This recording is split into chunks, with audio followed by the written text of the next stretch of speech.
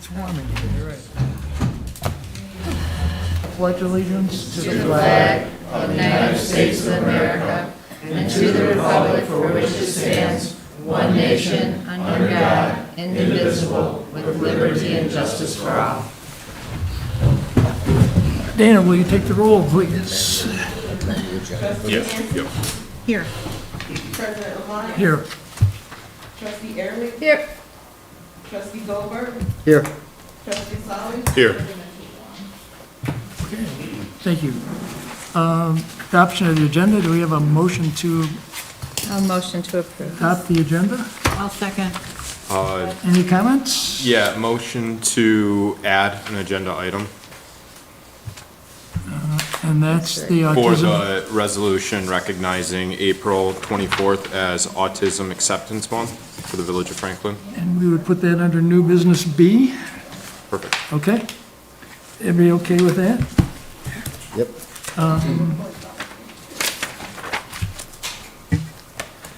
Okay, so all in favor of approving the amended agenda? Aye? Aye. Okay. Minutes of the March 11th meeting, do we have a motion to approve? Motion to approve. Second? Nobody wants to second it? Any comments, questions? I got, David, you said? Okay, on page 3, in the middle of discussion on that first bullet point, council discussed ongoing issues with the village sidewalk project, including legal challenges and cost overruns. If you could just add cost overruns that resulted from the legal challenges, not necessarily just cost overruns in general. Thank you. Welcome, Pam. And one item on page 10, down in the second discussion item on village-wide street sign replacement, I definitely did not express frustration. I think I just identified the cost of replacing signs would be $8,000 to $10,000.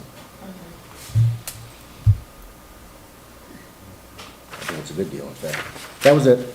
So you weren't frustrated. Should we just strike that word? Yeah, I'm totally in favor of it, and I thought the place Okay. was really surprisingly good, so I definitely was not frustrated. I think I was just pointing it out. very Okay. good. That was it. Anybody else have any changes? Nobody else is frustrated? Pam, you okay? I'm good. All right. Okay, all in favor of adopting the Aye. amended minutes? Aye? Aye. Aye. Okay, public requests and comments? Anybody out there have any comments? Mr. Kopelman? Jeff Kopelman, 30895 Oakleaf Lane. I came this evening as Vice President of Franklin Historical Society. I'd like to report to the council and to the villagers that Saturday night we had our first event, and it went great. The weather was nice, the food was fabulous. Thank you for attending. We wanted to take your picture dancing next year, you promised. The dancing was great. Everyone had a wonderful time. It was a great event, and it was a great way to kick off, and for the village and for everyone to kick off the year's event of the 200th anniversary of Franklin. I would encourage everyone to please attend all the other events and have a great time like we had, and all the villagers to attend as well. And I just wanted to make a short report. I thought we should let the village council know. Thank you. Thank you. Good coverage in the Eccentric, and that article they wrote gave a list of all the upcoming events, and that list goes on. That's a solid list, must say. There's a lot of enthusiasm by That's a lot a of solid list of items. committee groups, so it was pretty cool. Yep. Any other public comments? All right, how about police report? Kurt Lawson's here tonight. Get used to this, buddy. Good evening. And I'll second that the event Saturday was fantastic. I didn't know what to expect, but it was a first-class event. Food was fantastic, and I appreciate Mr. Lamont walking me around, introducing me to everybody, and I look forward to the rest of the events throughout the year. I don't know if the food's going to be as good as this event. It was fantastic. I think all of you have the monthly report, and you may have seen that we did have a home invasion in Bingham Farms between March 27th and 28th. Unfortunately, this is, it looks like it's one of the South American crews that are in Oakland County right now. There's a number of them. And if you've seen any local media, whether it's CNN or WXYZ or WDIV, these crews are all over the country. And we're doing the best we can to work with local law enforcement, the FBI, trying to track these individuals. Many of them have been caught in other states, but we're asking our residents to be vigilant. If they see something that's suspicious, don't be afraid to call. Don't wait 20 minutes. Call right away, call 911, we'll come out. Many of these crews are targeting houses, wealthy houses that back up to wooded areas.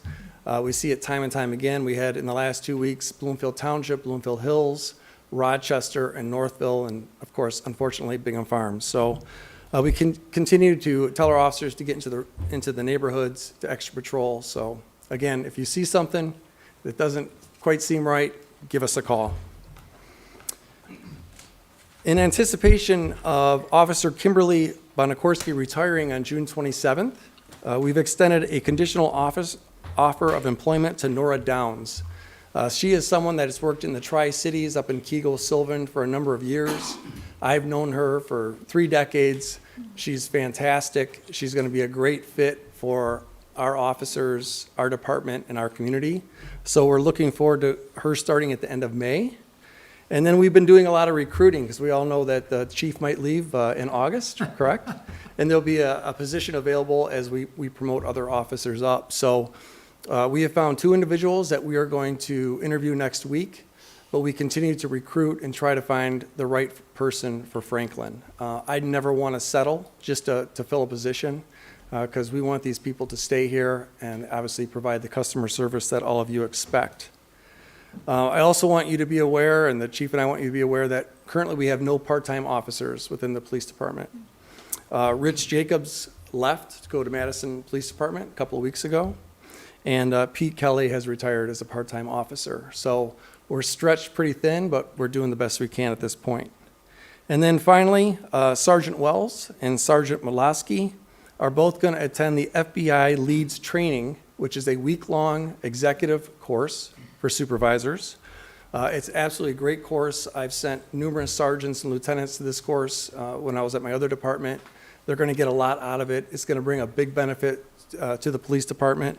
It's a costly training.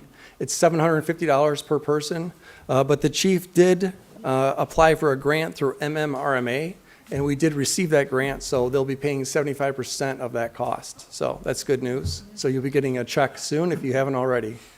And with that, that's my report, and I'll take any questions if you have it. Have a question? Just for the heck of it, is that training local or is that out in Virginia? No, that'll be local. It's kind of geared towards smaller departments that maybe can't send someone to Virginia for 3 months. Obviously, that's a huge commitment. And I'm not saying that I never want to send someone to the FBI Academy, but this is great for these 2 individuals who really are fantastic in their current role. Yeah, good, thanks. You're welcome. Good question. Yes, So on sir. that B&E, no one was in the house at the time, correct? So these crews are not interested in you being home. Right, no, that's- Obviously, there's been a couple of incidents where maybe someone's on a gaming machine. I know we had that in West Bloomfield, or there's someone that's asleep in the house. They have no interest in you being there. No, for sure. We know that for the most part, they don't carry weapons. They're not interested in taking your weapons, but they're definitely interested in your jewelry. Yeah. So that's what we've seen. For sure. And what time of day do they know? Their surveillance usually occurs on the house towards dusk, and then they'll break into the house when it's dark. So in the dark, okay. Thanks.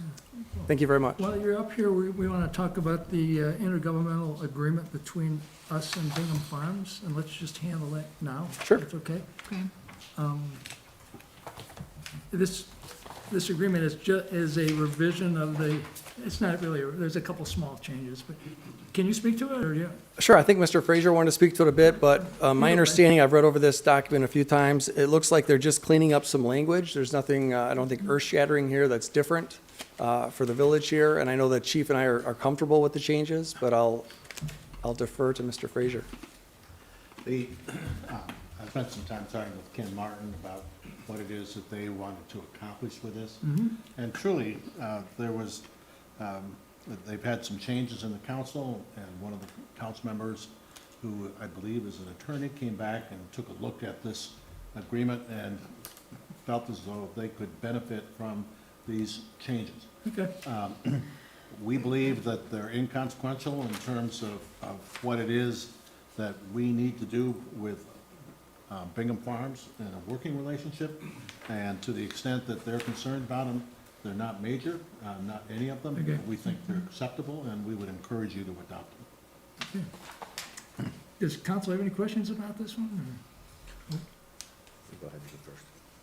Yeah, to be honest, I did not read through this portion, because it didn't make it onto the new business.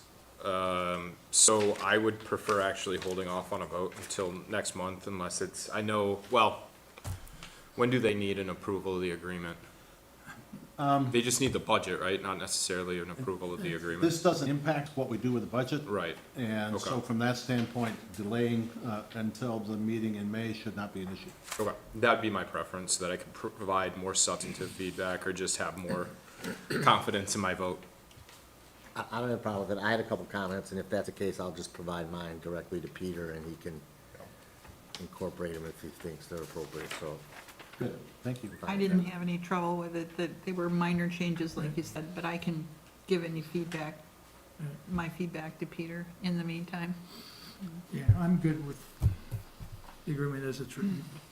So, So we'll bring them back next month. okay, so Yeah, if it's thank okay, you. we'll, okay. we'll- Thank you very much. Okay, thank you, sir. Chief Averbach, Fire Department. Good evening. Good evening. You also have my written report. It'll be the last written report of this, of this nature, because we started using our new software. So the new report, I just sent it out today to the villages. It's much more colorful. There's round shapes and square pegs and, no, Okay, yeah. okay. Oh, you sent it out early. Okay, that was supposed to be for next month, but, all right, either way, We set it out tonight. so- perfect. Okay, Either way. There are some similar headers within that report. So giving you a trend over time, over 18 months, plus a breakdown of individual activities during the month. The only noticeable change that we made was there's on the back page where there's the two circles where we break apart, where did the fire department go and what trucks went. So the trucks that went can show a breakdown of how we're using our apparatus. But where we went, we actually expanded on that to include commercial, residential, and now we've added roadways. So that way you can see what types of incidents, or numbers of incidents, or percentage, I should say, of incidents that we're responding to on the roads. During February, or excuse me, March, when what this report covers, there was only 2 incidents on the road. This is more akin to looking at those crashes that take place on 13 Mile, on Telegraph Road, on Franklin Road, whatever. So typically not a resident or an office worker, something like that, but literally someone traveling through in some cases. The only other thing I wanted to add to the report was today we put in service 4 new Motorola portable radios on the Oakland County radio system. It took just under a month for Oakland County to get them programmed. But these radios, valued at $30,000, was brought together under a grant from the Michigan Turnout Year grant program in 2023, of which Franklin, Bingham Farms, and Southfield Township participated. So Franklin acted as fiduciary for this, and I'm hoping they got their reimbursement. Did they? Maybe? Oh, boy, great.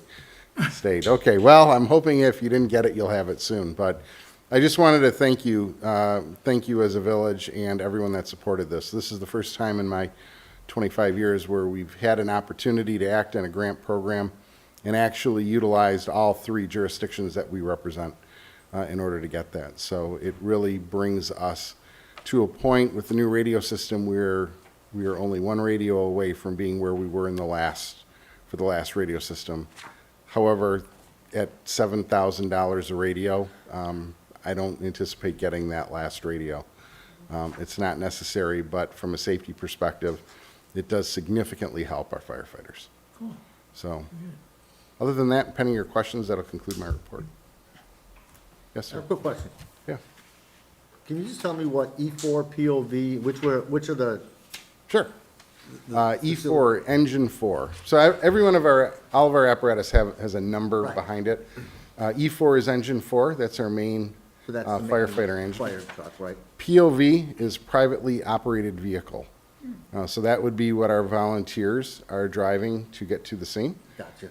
C1 is my vehicle, L1, ladder 1, and then we have 2 Ts, tanker 5 and tanker 6. And then there's an R7?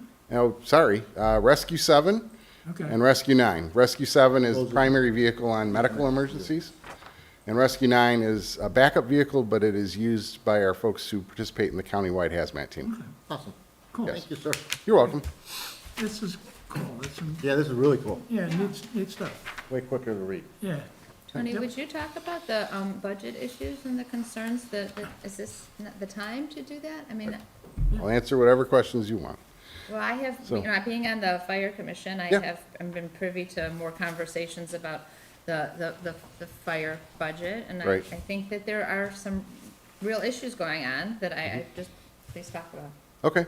So the fire department, as part of the annual process, we prepare a budget that is presented to both villages, Franklin and Bingham Farms.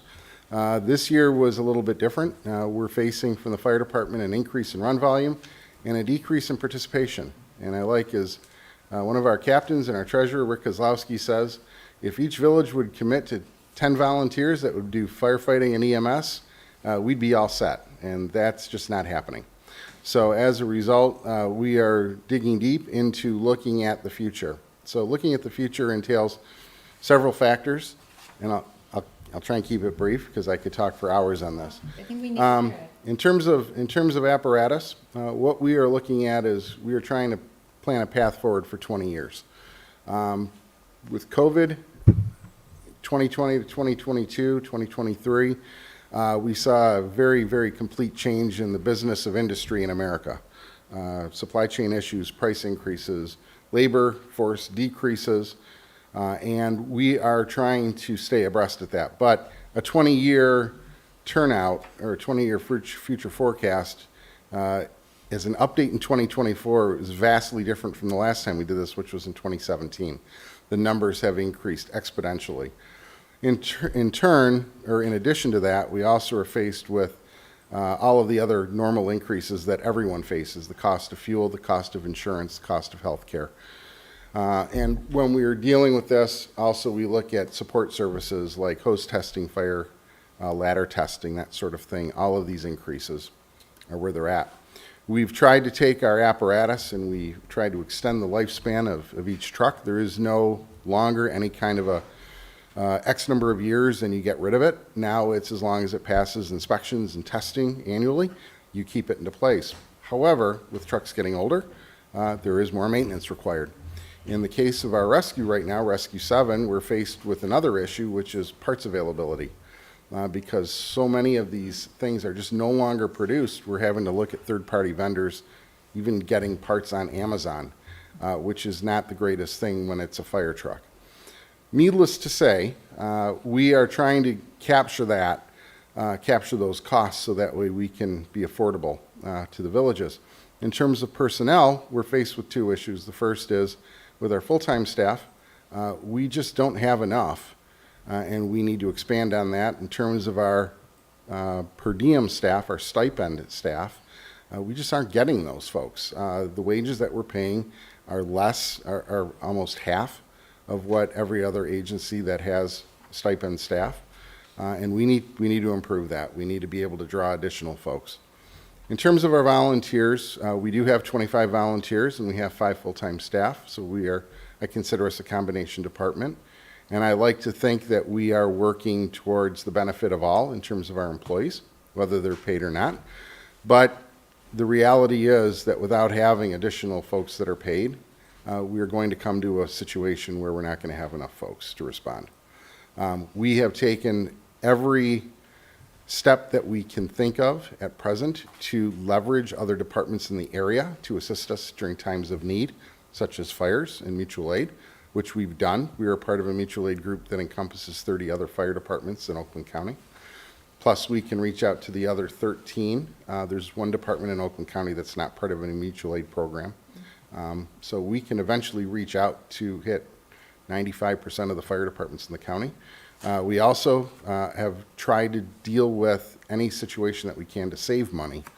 In the case of your agenda, you'll see next up is consolidation with, or movement of our dispatch service to Oakland County, which would end up saving us some money, but it also has many more important benefits to moving that, but I'll wait for that. Needless to say, the budget that we presented is, it's taken a long time for 4 or 5 of us that were on the group that created it. The fire department had some discussions with Village of Bingham Farms in terms of their leadership and their employee staff. We've also had a discussion with the Village of Franklin. This was mentioned 2 meetings ago, I think. Yeah, something like that, where we would still be more than willing to sit down to discuss the budget request. But we did have a discussion with Administrator Frazier and President Lamont, who took the time, and it was about 2 hours or so, to discuss things. And like I said, I think the most important thing is twofold. First off, from the village standpoint of our interaction as a contractor, we want to make sure that you know exactly what it is we're doing with the money that you're supplying for our benefit. And then from a village resident standpoint, we want to make sure that you understand how your fire department operates.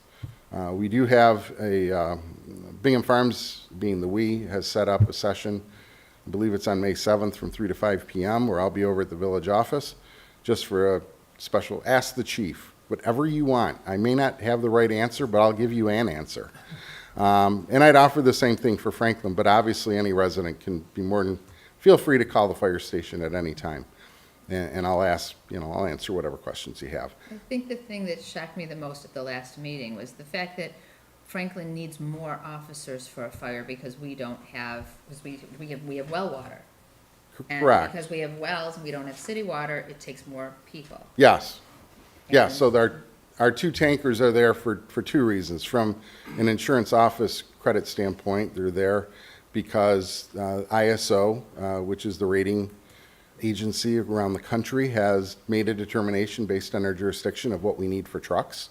ISO, by the way, doesn't care about medical, it's only fire for insurance rates. But as a community that has well water, without hydrants, we are required to bring our own water. And when we run out, we have to go get more, which requires us to have more people, to drive more trucks, to go over to wherever it is we're going to obtain the water.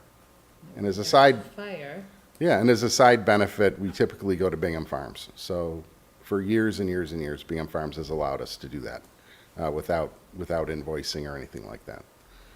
But it does require additional folks, absolutely. and I think, and a lot of the current volunteers that we have are getting older. And I know you had mentioned that you were hoping to hire another full-time person.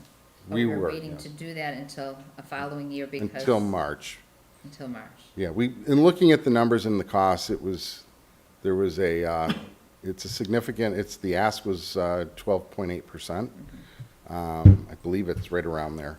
And yes, our volunteers, the average age of the volunteer firefighter in the U.S. is getting older. In Franklin, the last village resident who volunteered, who lives on McKinney, volunteered, I'm going to say it's close to 15 years ago.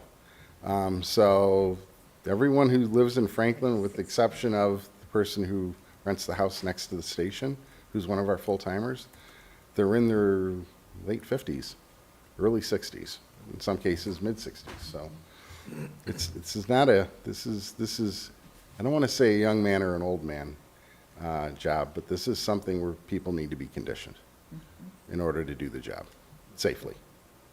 What is the commitment for volunteering? Participation, number 1, and then in terms of licensure and certification, firefighter 1 and 2, which is an academy-style format. It's 2 nights a week, 6:30 to 10:30, and some Saturdays, periods about 5 months long. EMT is the minimum medical certification. That is the same 2 nights a week plus Saturdays for about 4 months. Michigan is very unique because Michigan, each state controls their certification and licensing requirements. So where you would have firefighters, whether you're paid or not, or EMTs, whether you're paid or not, it's the exact same requirements. So we have some that do one or do the other. The reality is, I have one who's a neighbor of mine up in Foxcroft who's a paramedic. So he came down to just keep his skills up, and even though he's only doing medical stuff, we have trained him on how to support the firefighting side of it. But There are volunteers that don't have to fight fires, they could do EMT and. work Absolutely. behind the scenes. absolutely, That's great to know, because I'm sure there are Yes. people that are willing to do that, but don't want to be entering a fire. that there are many jobs to do. We have firefighters who don't like to climb ladders. We have those who are claustrophobic. There are so many things that can be done on a fire scene that it works. It works for us, but we have to keep kind of, pardon the phrase, feeding the beast in order to keep it going. Yes. But So- you're comfortable with waiting until March to hire, to look for that person? I know that Right. the initial request was to hire them sooner. and not- It was, and so there's two sides of this, the same as what we find in the police side of the house. Just because you're hiring doesn't mean there's someone available. Right. And then finding the right person who's available, it takes a very special character to have someone working in Franklin and Bingham Farms, not because of anything other than we go on 600 runs a year, where if you look at Royal Oak, they go on 6,000 runs a year. If you look at Farmington Hills, they go on 13,000 runs a year. So we're not all that busy, but we're busy enough. Number one. Number two, it's a very small agency. So if you look at a larger department, then you're going to find people will focus. City of Detroit, you'll spend the first 2, 3, 4 years in the back of a truck. Where in Franklin, you're going to be trained to operate every piece of apparatus safely and efficiently. So because everything changes based on the request for service.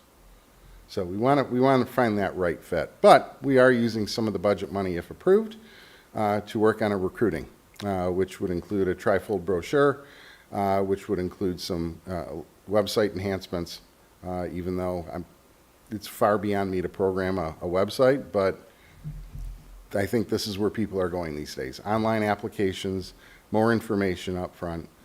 We are doing what we can to get into the schools as we're invited to talk about the fire department. We just had one of our lieutenants over at McCombs Fire Academy to talk with their students about the opportunities for volunteering until they find a full-time job, which could be months, it could be years, but what we're finding now is the vast majority that are going in the service are getting their jobs right away, just because there's so much demand for staff.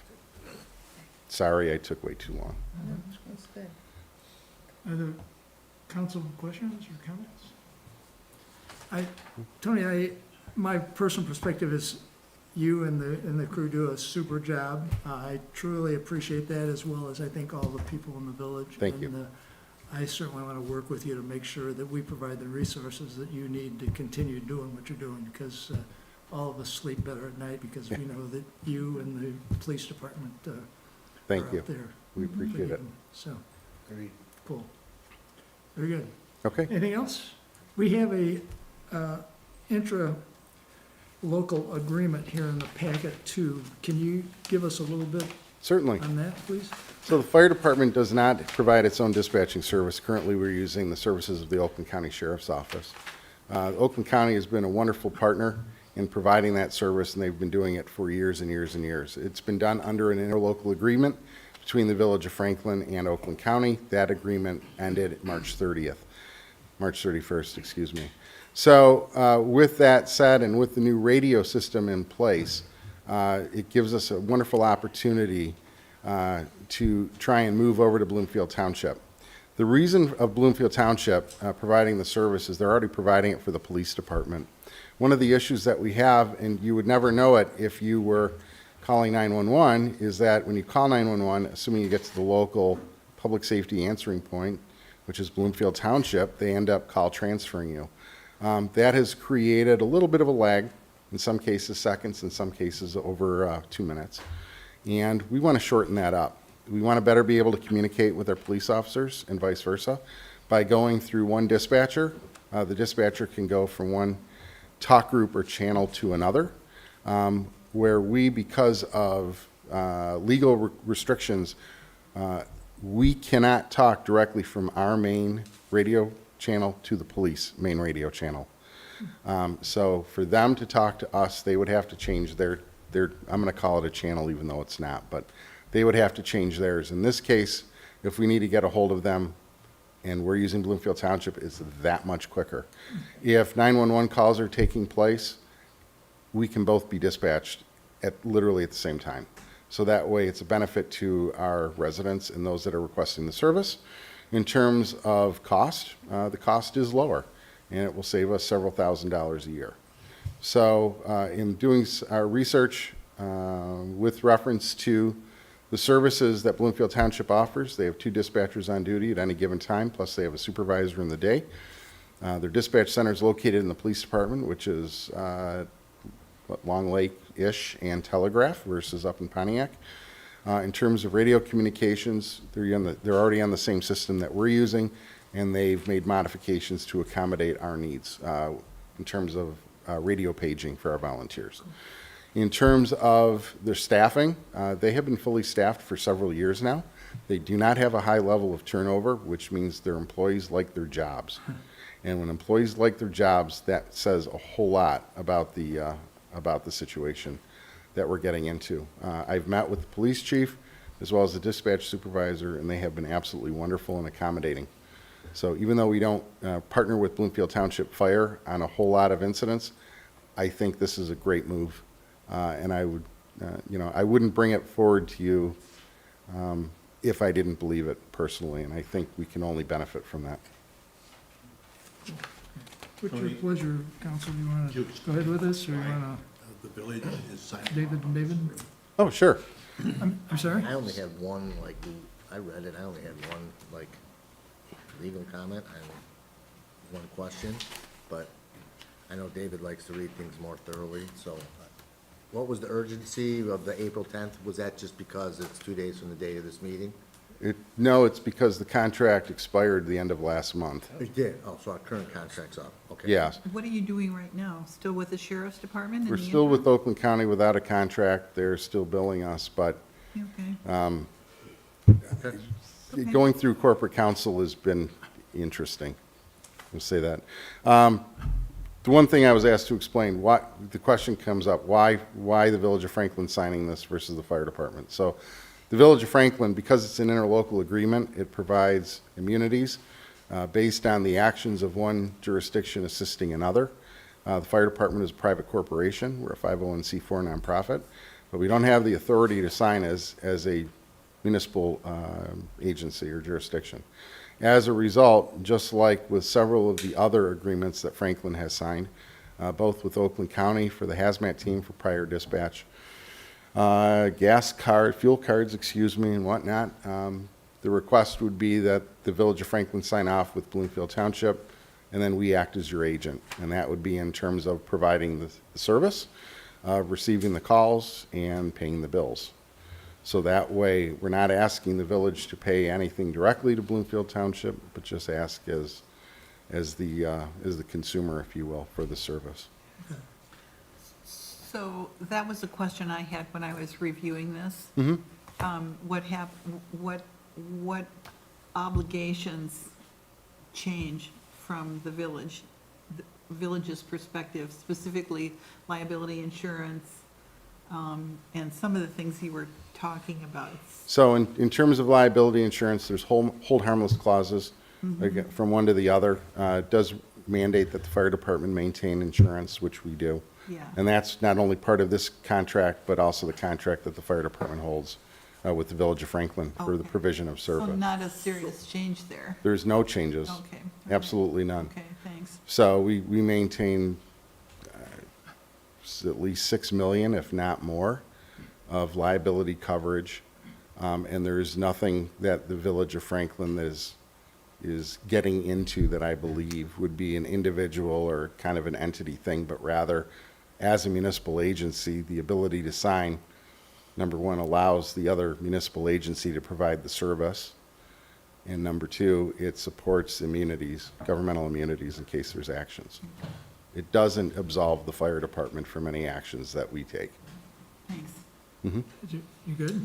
I'm good. I guess the question that David Goldberg raised was, are we going to take this up tonight? I'm ready to, but I don't Good, know I if have- everybody else is. Or I think it's in the best interest of the fire Yeah, department. I mean, I have a couple minor comments. Yeah. So Go I ahead. could, so I like the idea of the synergy between both your departments, all this coming out of one place. That's far better.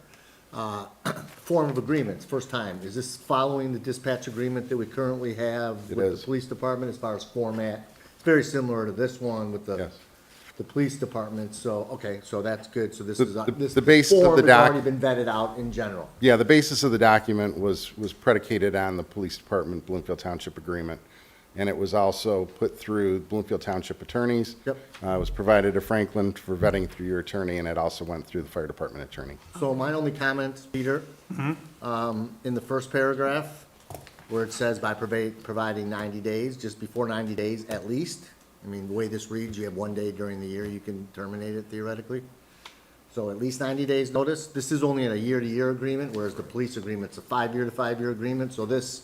No, they both should be year to year with 1-year No, extensions no, I'm talking automatically. about police agreement with Bingham Farms is a 5. Oh, I'm sorry. I thought you were I'm talking just about the saying, police agreement with Bloomfield If it didn't Township. work out, it's a year, which I don't anticipate that at all. It's phenomenal the way it's going now, and it sounds like economically it's a better deal. Right. So that really just those words there. And then in the next paragraph, it says, this is what they're gonna provide. It uses the word contact and contacts. Dispatch services shall also include contact for support dispatching mutual aid services. Yes. So is contact a person or a connection? Contact is another agency. It could be a So person. that's a connectivity. It's not they're gonna provide us with a person we can call. It's that they will connect us to, Correct. so that's a connection, not a, like using the, when you say, Okay. sometimes a person can be referenced as a contact. It could be a person, though, Oh, it could be. individually. Okay. The dispatchers now, during the course of medical events, as an example, you call 911 for a medical emergency, the dispatcher will activate, the police department will activate, the fire department, plus we'll call our third-party transport EMS unit. If there is a need for, let's say the ambulance isn't available, they'll call other EMS agencies, privates, and then they'll go publics. But if there's a need to request a very specific person, they'll call them too. And they will go off of any information that I provide to them in terms of those contacts. And those contacts could be made by radio, by phone, by computer. So it's kind of all over the place. That's cool. As long as that's a proper term, I'm good other than I'll my one defer, comment. I'll defer to you to tell me. I just had a question. Why is this 1 year? This- Instead of multiple, I know it renews automatically, but is there an advantage in some way to We- have a 1-year agreement? We base this agreement on the current Police Department Bloomfield Township Dispatch Agreement, which is the same verbiage in that capacity. I see, no Yeah. other reason. No, Would you have it another way if you could? no, doesn't matter.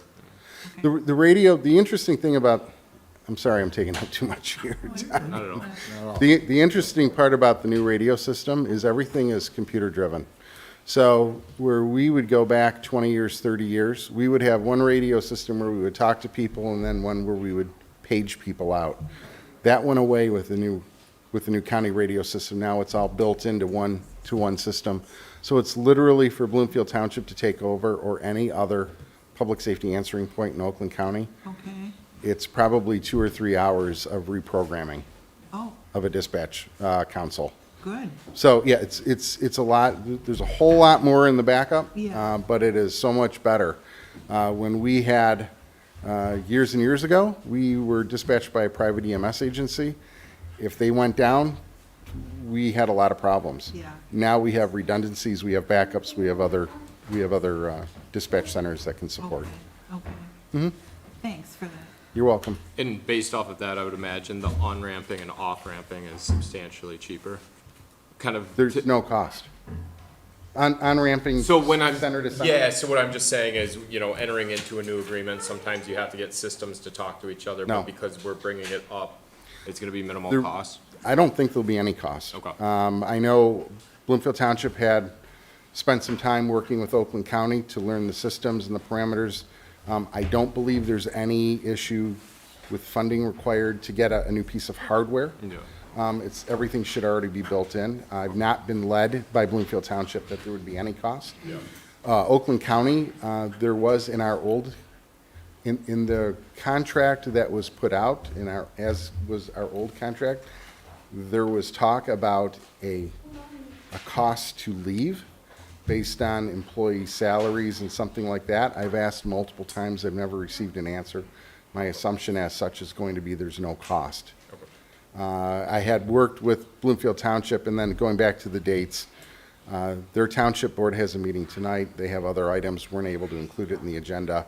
So they're looking at, I believe it was the 22nd or the 24th of April.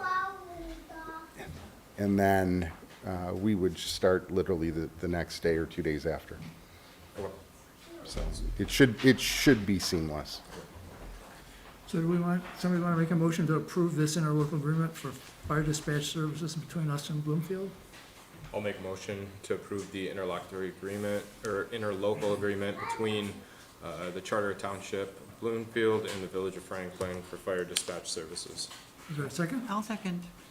Any changes, David? Just Did you my have? one comment, if anyone doesn't mind, other than that, looks good to me. Does it require changes to this, or okay, it's just an I think interpretation issue? you had a different verbiage for that line, didn't you? No, I just like the words "at least" in front of the words 90, but outside of that, if this is all ready to go, I can live with it. Okay. Okay. Any other comments, questions? So let's vote. All in favor of approving the interlocal fire dispatch agreement between Bloomfield and Franklin, say aye. Aye. Opposed, nay? Very good. You're ready to roll. All right, thank you. Okay, thanks, Tony. Appreciate all you do. Okay, next on the agenda, Treasurer's Report. Vance is not here, but there is a written report, which is, the one big bill is $19,000 for road maintenance and salt services to Oakland County. 93,700 worth of bills. Okay, so let's look at the bills list, current bills, and have a motion to approve payment of $93,685.72 worth of bills. Do I have a motion? Motion to approve. And a second? I'll second. Any questions about the bills list? I have one question. Who got new server? Is that for the office here? You guys got a new server? Or is this for a prior month? New server, MS Server 2022 software and 10 licenses. Oh, police department, my bad. You wish you got a new server. Yeah, right. She was booked up. Okay. Well, if you need one, it's like the PD didn't have a problem getting one, so. Any other questions? So we have a motion and a second to approve the bills list. All in favor? Aye. Okay, got that done. Very good. Next thing, President's Report. Just got a couple of small things I wanted to talk about. I echo the comments about the event Friday night, or Saturday night, I'm sorry, with the kickoff of the bicentennial. It started out way out of my comfort zone, as with a lot of other people, but once we got into it, it was a lot of fun. So, the next event will be the Garden Club will sponsor a seed swap on April 22nd. It will be at the library during the library's normal hours, starting at 10 a.m. So if you want to get your garden rolling, that's the place to stop by on April 22nd. Then the next one, and then, well, I'll leave it at that, Memorial Day. There's the 11 o'clock ceremony will be a little different this year. It's going to feature a talk about 10 Civil War soldiers that are buried up there, and just talking about them, and it should be pretty interesting. So those are the next two. Then there's another 10 things on the list here, but so stay tuned. Lots of good bicentennial stuff coming. And the other thing, yesterday I got a note from Gary Roberts. Gail Timmis has officially resigned as a Historic District Commissioner, so we need to post that position to, I'm sorry? You said Gary? Gail Timmons. Gail, Gary is the chair. No, I thought you said Gary had resigned. No, Gary told me that Gail has officially submitted her resignation. So, Dana, you need to get the process rolling to get candidates, and hopefully next month we can fill that job. Is that gonna be one opening or two openings? One then? opening, Okay. just Gail's opening. Gary's still on. He's, Yeah, Yeah. Right. Okay, perfect. Get it out there quickly, remember, it's almost impossible to do in 1 month if you If I could recall. make a comment, Dana, there was a person yes, who was really qualified Right. that we passed over. Jennifer Cook. May I recommend that we call her? Absolutely. She's already. She's already been called. We've already done that. Oh, Right. okay, is she gonna join? No, she's eminently qualified. I just think Yeah. that we have a process. She's already resubmitted her application. Good, well, Okay. that was the whole dialogue we had with her last time. Yeah. This is, what was it, 3 months maybe? Yeah, Yeah, yeah, Yeah, yeah, okay, perfect. good. yep, cool.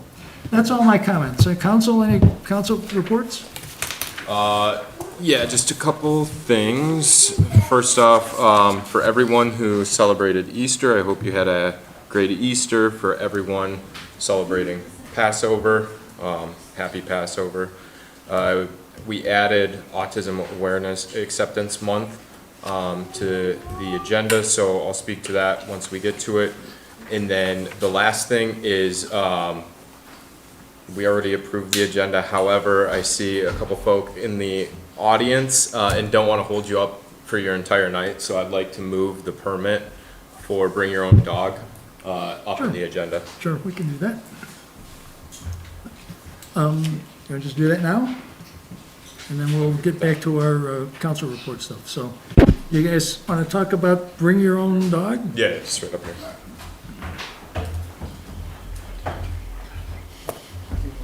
So, every year for the last 7 years, we have held the BYOD Bring Your Own Dog event at the Franklin Municipal Park, and we were hoping that we could just get an approval to hold it there again this year on April 28th. And it would just be the same as every year. We're hoping to have food trucks and a dog fence where we can have dogs on the inside, and then it's a charity, so we're donating to Happy Paws Haven, which is a no-kill dog rescue shelter.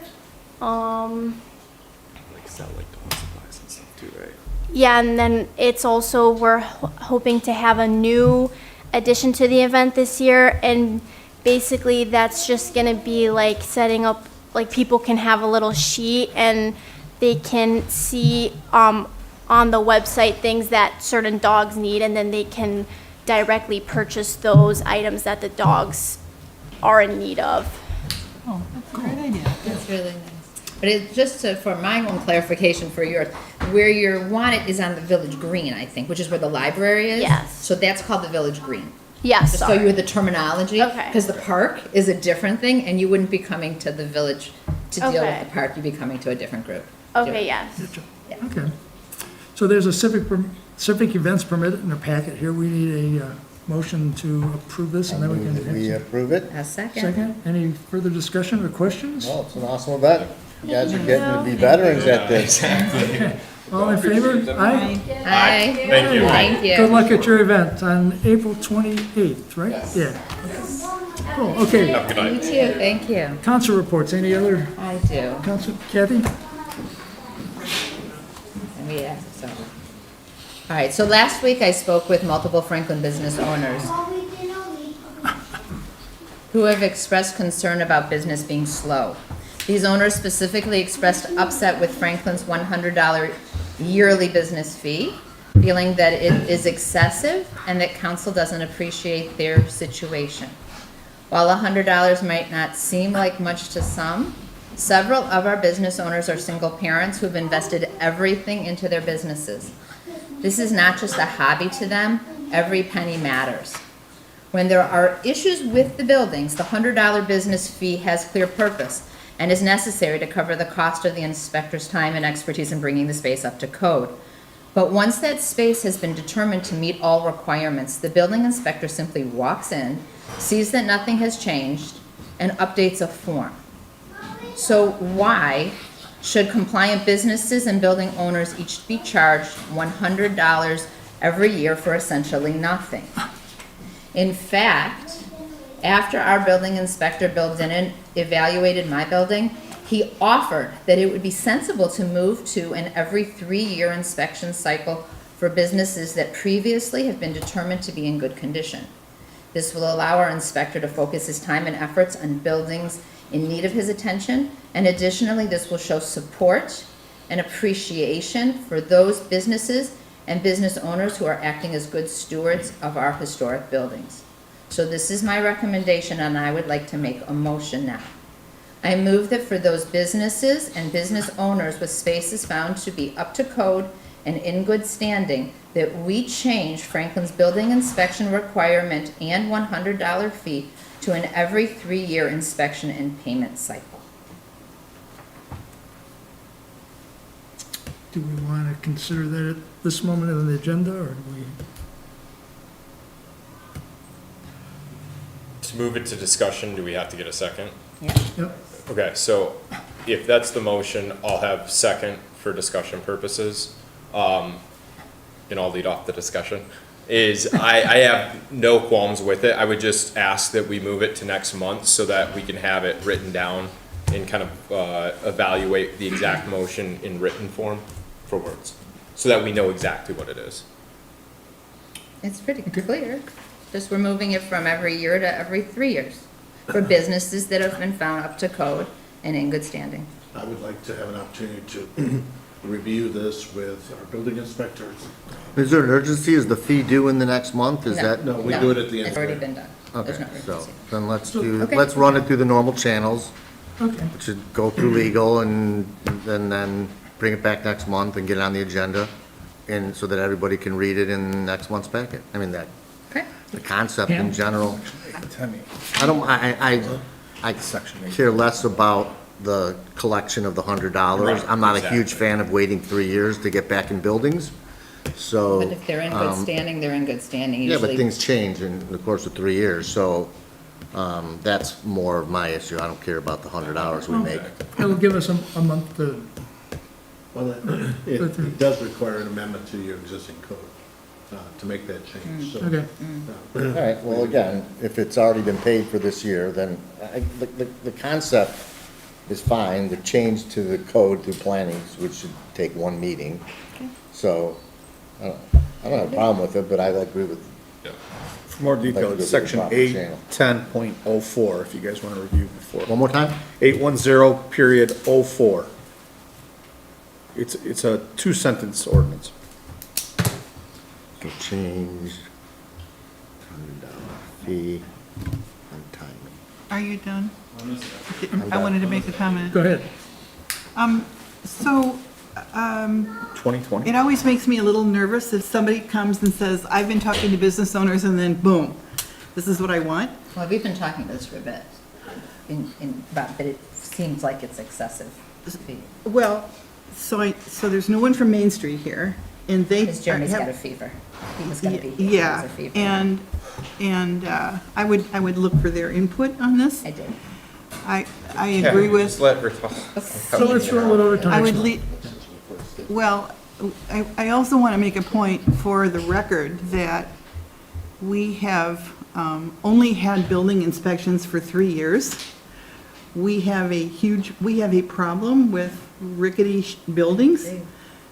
It seems counterintuitive to me that we would suspend those under the circumstances, but I'll be ready to talk about it when we get together next week. I guess also, if you're gonna use the phrase like I've been talking to business owners, I'd like to know how many.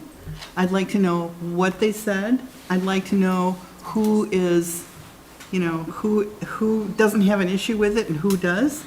And I think I'd also like to have an opportunity to, let's talk to the Main Street Board about maybe subsidizing some of those those business licenses. If it's $100 is gonna drive somebody out of the village, I think we can figure out a way to cover that for them. I was just, Okay. You I know- was just responding to literally Bill and came into my office. He said to me, has anything changed since last year? He had come 2 years in a row, had changes the first year, no changes the second year, third year. He said to me, oh, good, okay, we're good, here's your thing, that's it. And he truly offered to me, he said, this is my recommendation, if you have, and so I was following up on that, and because I was going to different businesses asking for donation, basically for ads for the welcome Yeah. book, and they're like, you know what, we really can't afford $100, $150 ad because we don't have enough people coming and buying things, and that was really, and then we started talking about other things, and that's how this came up. If it's a basis of a recommendation, then I'd like to see numbers. I'd like to see who, you know, how many, and just like, even if it's a tiny little study, some objectivity other than, you know, I can anecdotes. tell you that I spoke with Jeremy about it, and Jeremy planned to come today. Jeremy has a fever, but Jeremy did speak to the other people on Main Street, because he didn't Yeah. want to come here to speak without having an agreement from everyone else. Okay, Cool. thank you. So we'll carry this over till next month. and- Is it okay if I Oh, make do a you have comment on it? something related to this? Yes, I do. Okay. So it was, ordinance was passed, I believe, in 2020, right? That's correct, yep. So it did go through planning commission during that time frame. It was actually one of the first things that I remember working on.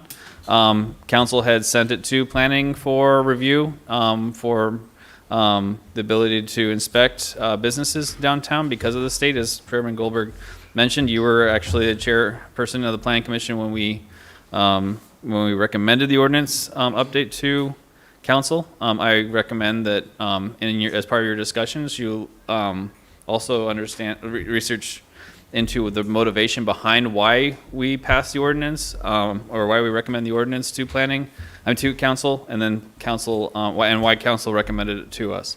So there's a much bigger picture than just $100 and an annual inspection. It may not seem, on the surface, it may seem trivial to have it, especially if a building is in good standing from year to year, but there's also, things happen. We have the dry cleaner incident, right, where we have to abate for contamination in our water well. There's other things that go on that you might not register or know about that might happen inside the buildings from year to year, and having an ability to go in and check the buildings to make sure they're okay is not a bad thing. No, I think there's nothing wrong with it at all. I think it's wonderful. My question for you was, when you guys were doing it, wasn't it $25 and then we increased it to $100? Wasn't that, that's. I don't remember the numbers I think you're exactly. right. That's what I remember. Right. So when it was 25, it's no big deal to come every year. That's not a hardship on a business. But when you're getting $100 every single year, when they literally walk in the door and do nothing, I mean, that's the issue. Well, council, you're able to make that decision based on what you research. I just wanted to at least give you a primer as to some of the conversations we've had in the past and where to look for previous conversations from council as well as from planning. Okay, thank you. Thanks. Okay, so, I have one more comment on that too. I believe that we charge a fee for a fence permit, right? a different issue, though. No, I'm just saying that there's fees charged that accompany the work on behalf of the village. So you have to give a salary to a building inspector, an ordinance inspector, and we charge fees in order to compensate for that. It also keeps everyone recorded and making sure that you pay into a system that you reap benefits from, whether it's a fence, a golf cart, a business, an event, renting the Krieger House. Obviously, we lose money, but we still charge $40 an hour. We still charge $200 a day. And so we have a lot of, these fee-based services. And so to, like Kathy's point, I wouldn't mind, and I know libraries are starting to get rid of fees too, because they're saying that it's not really helping people. So, maybe that's a larger discussion. Like, do we need fees? Are they negatively impacting the community? I know West Bloomfield Library has gotten rid of their fees because they're saying that it's deterring people from coming into the library, and that the administrative costs of chasing fees and recording them and tracking them is costing more than the fee themselves. I can send you that article too, but it was interesting because it's like, what's the purpose of these? Are they serving the purpose? Are they paying for what they're intended to pay for? Or should we kind of rethink what they're intended to do? And if we just want someone to maintain their business, maybe we can go about it in a different way. So let's put this on next month's agenda and we'll have time to, okay. Any other council report comments or issues? Okay, so we'll move on to Roger, administrative report. Yes, I'd like to spend this time focusing a little bit on the Pickering Barn.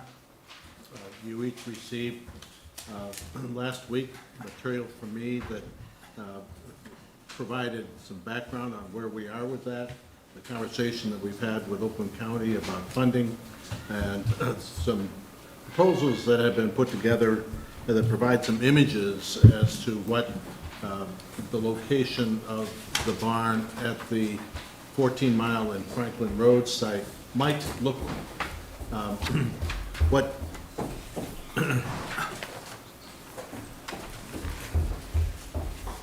I'm interested in this evening is to have some discussion around proceedings to bring this to some sort of a conclusion.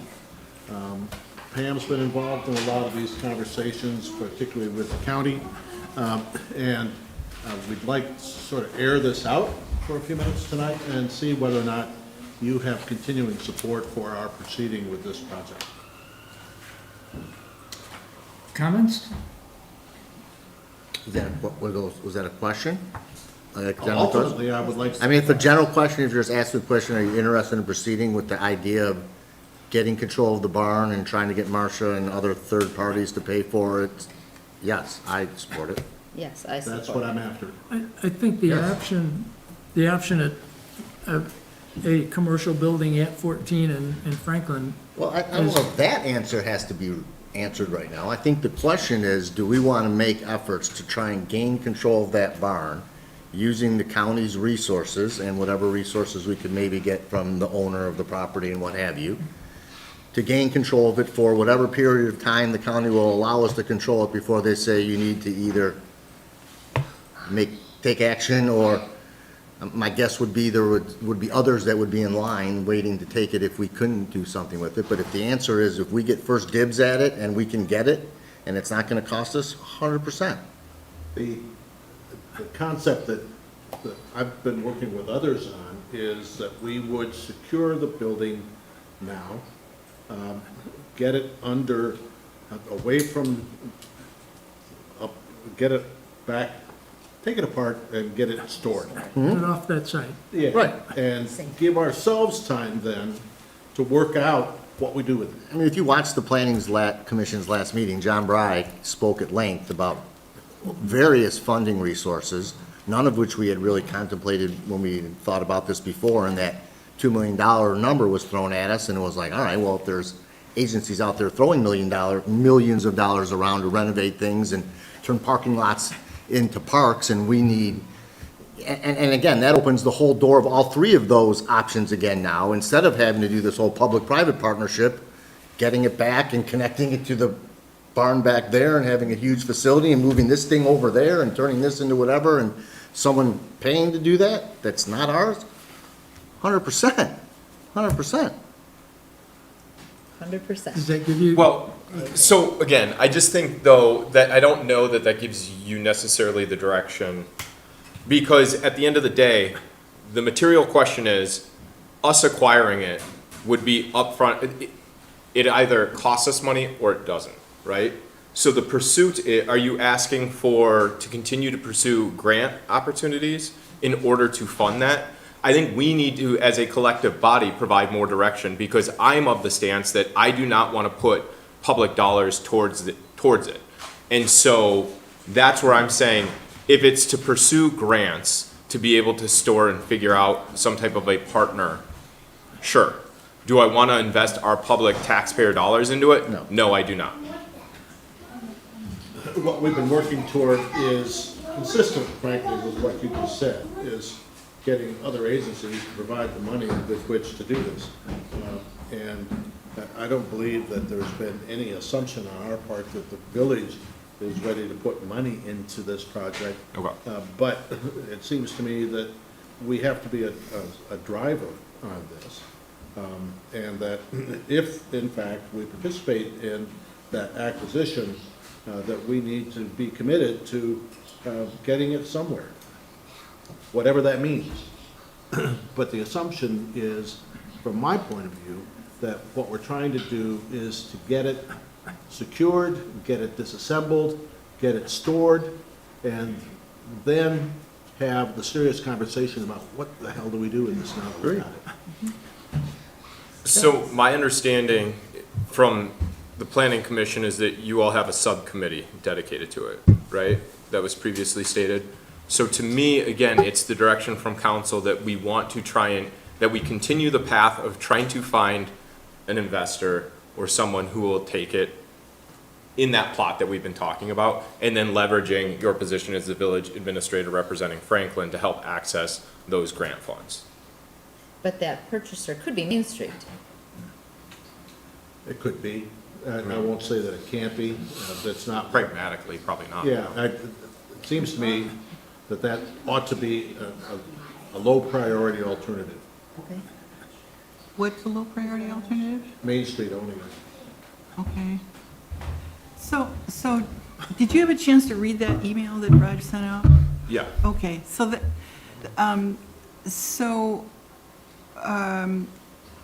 my sense is in talking with Susan and with Peter Halleck, and Pete's really been, leading this. And is that, I feel pretty clear that in January, the council made its position clear about using public dollars. It's in the record. I've never had a conversation with anybody to the contrary. But you restated it, and I think we all are on the same page. This is one of those projects that doesn't have a clear, the vision hasn't yet been defined for that.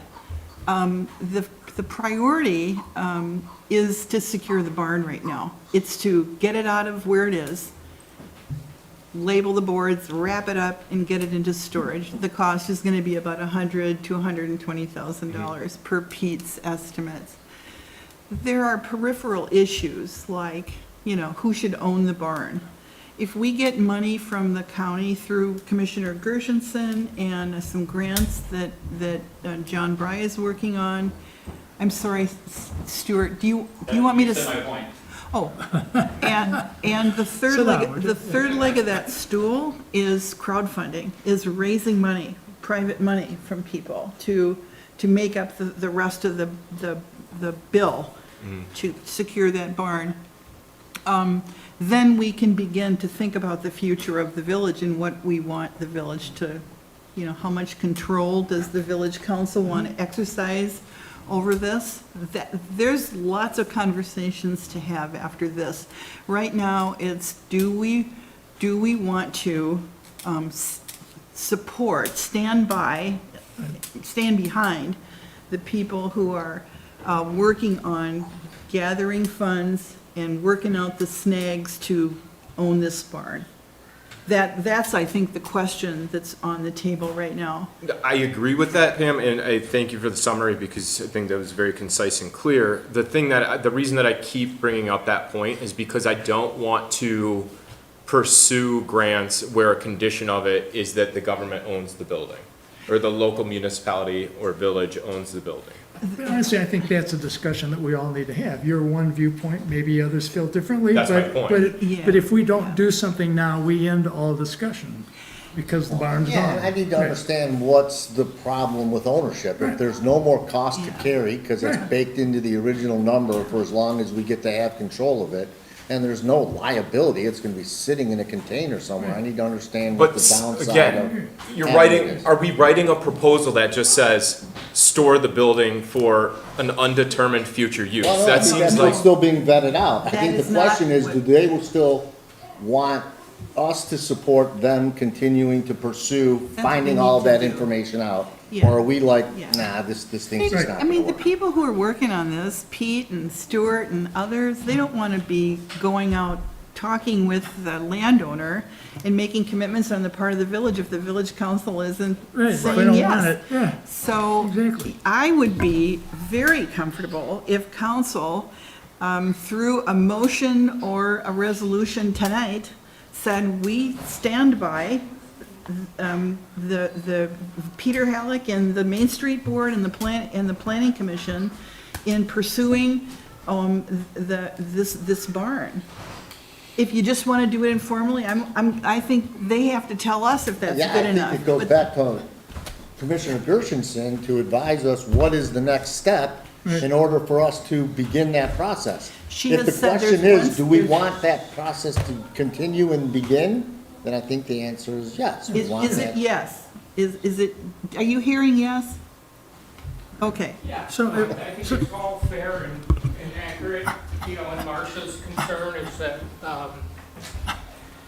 you know, actually, she's motivated and really behind the idea. She really doesn't have many concerns. She's willing to ask for this funding, and it seems like the Oakland County Commissioners have these funds available, and she's willing to get those funds to us. The ownership issue is relevant.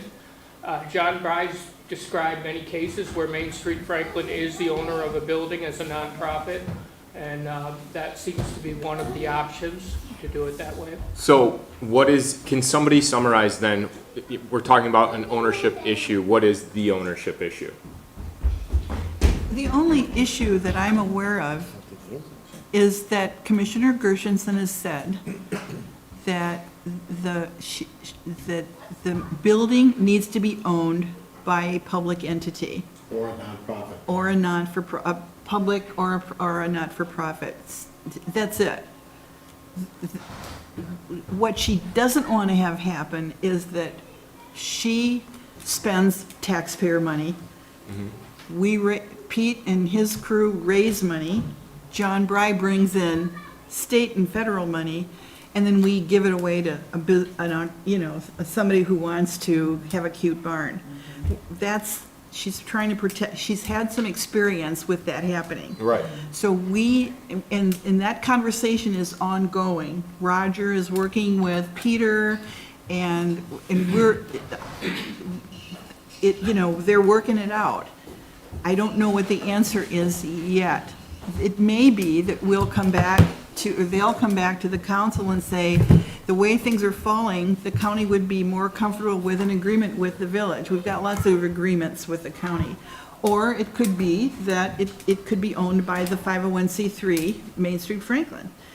That is not unheard of. It happens, there's 5 other communities in Oakland County that have their Main Street, their not-for-profit owns property, owns a physical property. So there's lots of precedent. It's not like we're doing something that nobody's done. We just have to get the nuts and bolts figured out. so why don't, you kind of talked about a motion, why don't you make a specific motion? Let's second it, and let's decide if we want to approve Pete and the crew to continue their efforts to preserve it. I'm happy to do that. I know that Stuart and Pete have both been at the podium, and I was talking, so if either of you have something to say, please. Right, no, I think you summarized it well. Guys, Okay, so let's, okay, so one thing, there's been a lot of talk of what Commissioner Gershenson has said. So can we either hear that from her or see something in writing from her that sort of supports that she is committed to, whether it's her own discretionary fund she is, or something that she has to take back to the commission for approval on? I don't know what gambit it falls under. I mean, we can. She did state Yeah, I'd it. like to know that that is, She stated it in the recorded Zoom meeting. Oh, she did? Yeah. And I have an email and I have text Okay, good. All messages. right, so that's all, yeah, I haven't We have- seen anything. sure. All right, well, good. So- Then so we're let's- covered then. okay, so Okay, let's, good. okay. Then, yeah, let's move this forward. So I'd like to move, how do you say this? I'd like to make a motion that the That we support, village yeah. council supports the efforts being taken by several villagers, including the Planning Commission and Main Street Franklin Board, to secure the preserve it. Pickering barn for preservation. Yep, that's good enough. That's it. Second? I second. But have we not, we previously authorized the planning commission to move forward with this, so I don't understand what the motion changes from status quo. It only formalizes it more. It was formalized by a previous vote. No, the previous if I remember correctly, previously, we had been given direction to continue to consider the use of the Pickering barn with the pursuit of finding someone to fund the barn, not necessarily owned by the village. Because that was the limitation that we were working under. But that's, so, sorry to cut you off, but to that point, my whole thing that I was stating is that if the material thing is that the village owns the Pickering barn, that should be the motion. Not just general pursuit, because those are two completely separate So considerations. do you want to amend your motion? I don't want to make that motion because I don't think they're there yet. Okay, I would like a legal opinion on, and whether this is a smart move for the village, because we have an option with the Main Street 501c3. And to finish answering David's question, though, this is out, what was being the motion today is outside the bounds the planning commission was given. We were given permission to continue to pursue how we would go about developing the Pickering barn, as well as considering an outside entity owning and transferring the barn within the village and how that would work. But as far as like whether Main Street owned it or whether the village owned it, this is outside those bounds from what I understand, because we weren't, based on what had been previously agreed upon by council, it precluded us from taking advantage of some of these grant opportunities that this motion is allowing us to pursue. That's really the biggest difference from what we've been previously allowed to do versus what what's being asked today, and what Roger's been able to put forth in that memo that you shared. And so anyway, that's really the biggest difference. Are you comfortable with the words that Pam in the motion that's on the table? I am, but Pete, I think you're more intimately familiar with it than me. So if you're okay with it, then Okay. okay. Okay, very good. So, any other discussion? Could somebody restate the motion? Do you have it written down, Dana? Okay. What have you got? I can try it The again. answer is no, we can't. Okay, I can try it Try again. Okay. If you'll accept a. Yeah, believe me. Okay, I move that the Franklin Village Council supports the individuals and the committees currently pursuing acquiring the barn to do so. Acquiring the barn for the purposes of preservation and storage, to do so, with the support of the council. I've already said that twice. Okay, and that's, okay. Are you satisfied, David? I would like it more narrow to be specific around pursuing grant funds. Again, back to the narrowing, not the acquisition of it at all costs, right? Because we still would need it to come back, and I suppose any decision need to come back to us? What I don't want is we collectively here are stating what we're looking for is providing enough authority to the planning commission and anybody who's working on this project to be able and go and have conversations to seek grant funds. What I don't want to happen is that then gets morphed because we provided too broad of a motion that then results in something outside of just seeking the grant funds in a proposal. Well, I think we're making a lot bigger deal than Yeah, some need My to general guys. question is, why do we need a motion at all? What do we, right now, We need it for Marcia.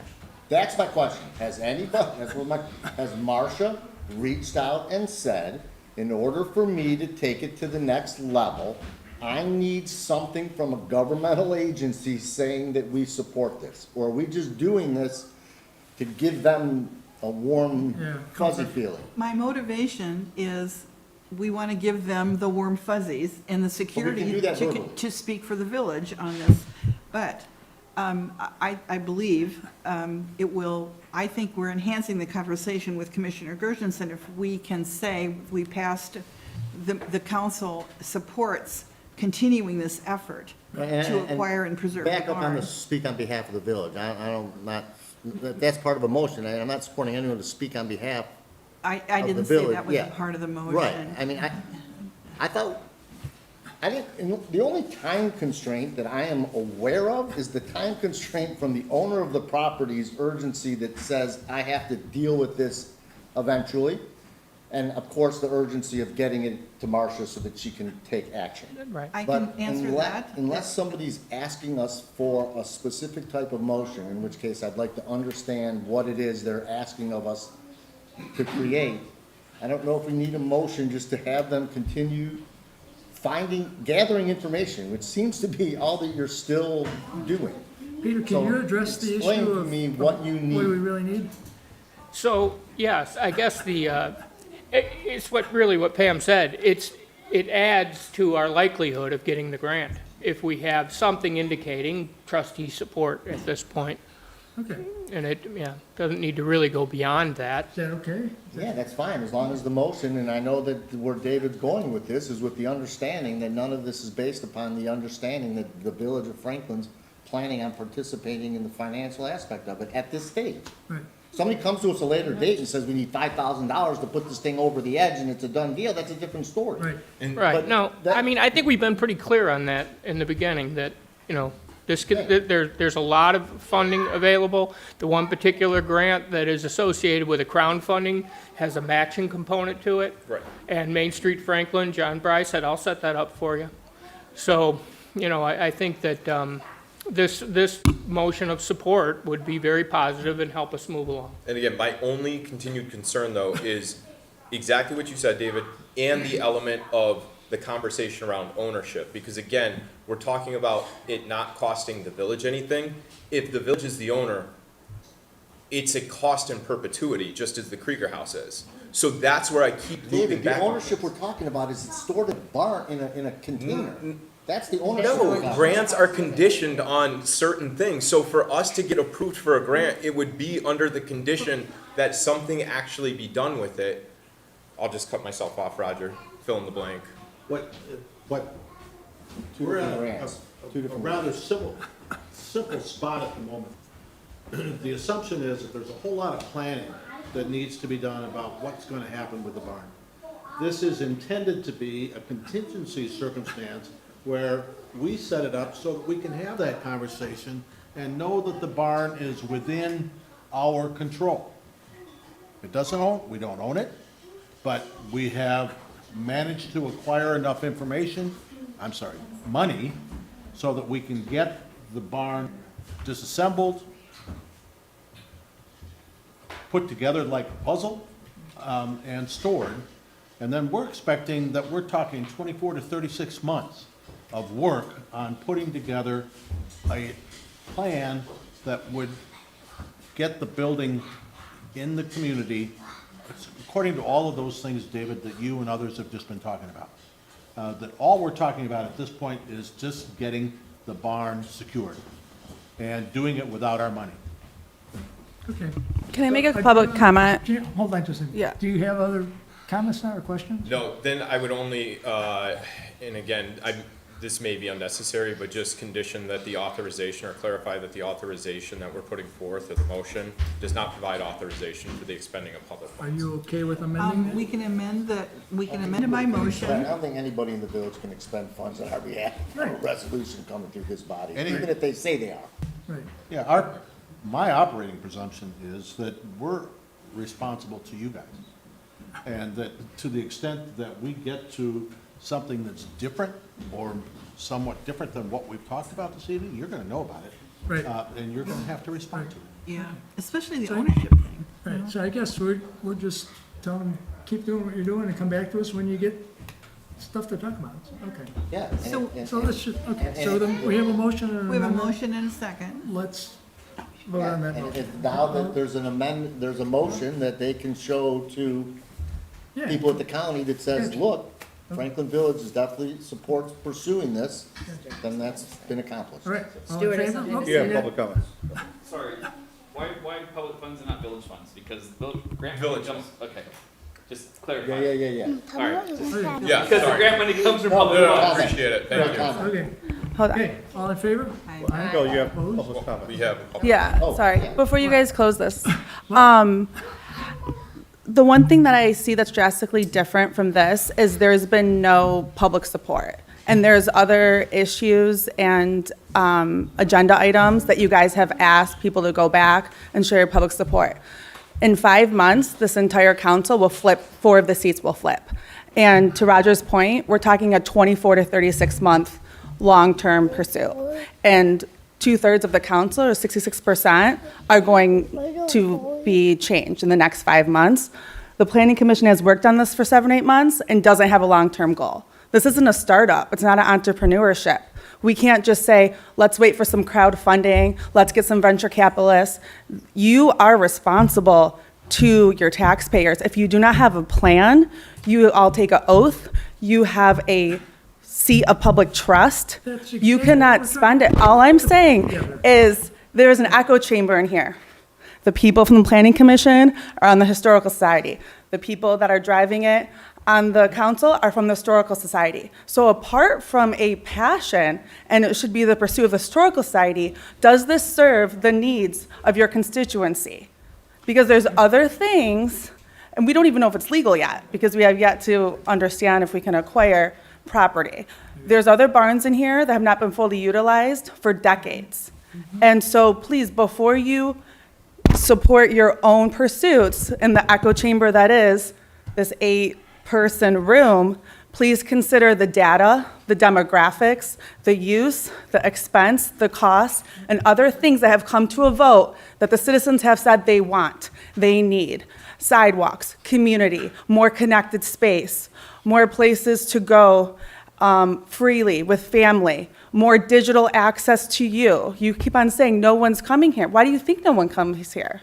Look what we have to do to come here. You don't connect to your constituents in the way that they absorb their information. Everyone's reading information on Instagram, on their phones, on Twitter, on social media.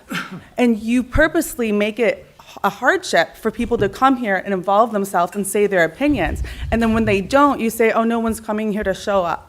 Well, no, because we have this to do. Time to move on, Angelina. Thanks for your comments. Angelina, what's the relevance We've- of the two? We've got a We're motion. working on communication, we're trying to put a reader board outside as one of the means. I don't understand the relevance between other things that we need to spend money on and us saying we don't want to spend a dime on this. Please go find a way for someone to get an asset for us.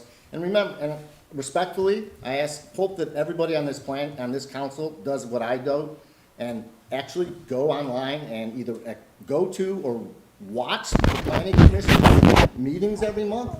Having sat there for 15 years, they do the vetting of this village. They do the dirty work. And John Bry came and spoke at great length and detail at their last meeting of all kinds of different ways that money can be spent, including going back to using it for public purposes.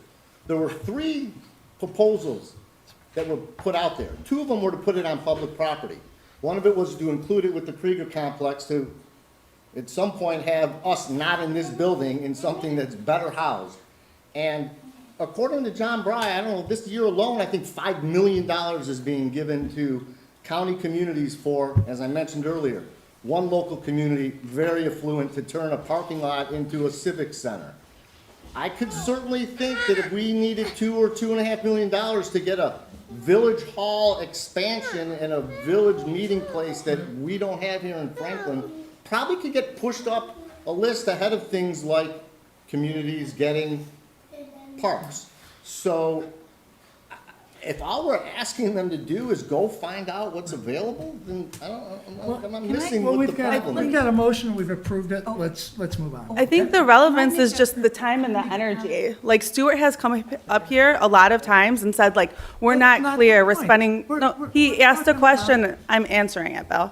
He said, what's the relevance? The time, the energy, the direction, and their expertise. I just don't want it to be a dead end. It's not.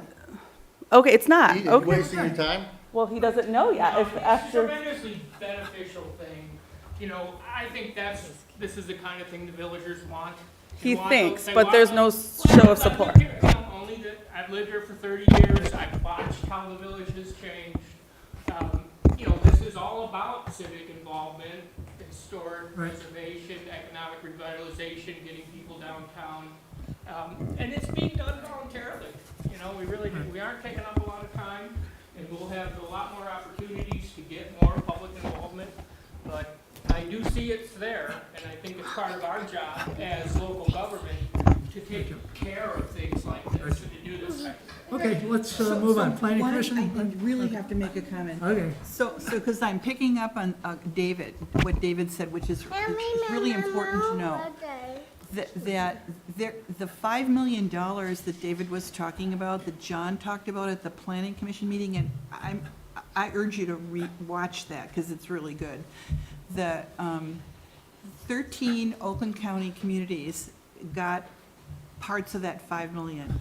The reason they got the money is they had projects that were shaped up enough, that had a vision, that had a funding source, that had engineering reports, site plans, all that stuff. We didn't.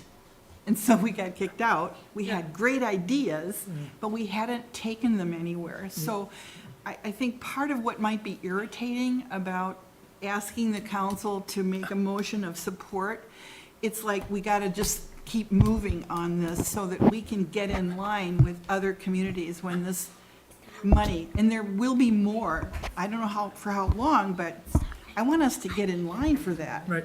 But we have to do our homework, and that's part of what this is, very honestly. I'll fill in the rest of it. All right, very good, let's move on. We didn't vote. You gotta vote. Yeah, we did. Did we vote? Dana, did we I vote? don't think we voted. No, we didn't vote. We started Okay, all in because- favor, aye? Aye. Aye, Opposed? Okay, thank you. okay. Stuart? Planning Commission report. Sorry. You can give the report for me. They got to start early, right? I mean, public speaking is important for them to learn. For Planning Commission report for March, our March meeting, we did have a public hearing to consider the what's colloquially known as the artificial turf regulations. After having the public hearing, we did have a few people show up in support of the ordinance. However, there's still concerns with from within the commission on unintended consequences of how the wording is written for the ordinance, and we want to make sure that we're clear in what we're excluding and not just excluding too much. There's also some concerns with regards to how far we are going overreaching in that in property ownership, and also maintaining safe drinking water within the village, or any other side effects that could occur. But we decided to continue discussing it at this point. We also have prepared, it's not in your packet today, but we prepared an annual report for 2023. That will be in your packet for next month, and you'll be able to read through the different things that we went through. It'll be a summary. We won't need to go into a detail here, but mostly just a submission from the Planning Commission for the 2023 report will be in your packet for next month, if not sent out this week for you to review anyway. Additionally, I was remiss in last month's meeting from requesting the council permission to circulate the current revision of the master plan for review within local or local municipalities. So part of the master plan process is to not only to write a master plan every year, but as we go to every 5 years, but as we go to progress the master plan to adoption, one of the steps is to also take that plan and circulate it amongst our peers and other communities locally, and to see how the impact it might have on their communities and give them a chance for feedback. So we do need permission to do that before we even have a public hearing, so that way we can feedback that input into our master plan that we then pass to you up ahead. It's not implicit that you do that? No, This is it part of the wasn't process, isn't it? I did not request it explicitly. Yes, the fact that you agreed with the goals and values that we had updated, yes, that was clear, but I did not specifically But I say. thought our ordinance said that's part of the process, no? For the, I don't have a problem doing Oh, it. I just need I would like to have a motion and approval to circulate our master plan to local communities so they can feedback, because they get 90, I think it's 60 to 90 days So to we- review okay, it. So somebody needs to make a motion that the planning commission has authority to circulate the master plan to local communities. Yes. Somebody make that motion? So moved. Second? Second. Any discussion? Just when don't forget, as part of the master plan review, to also do a master plan or future land use map review.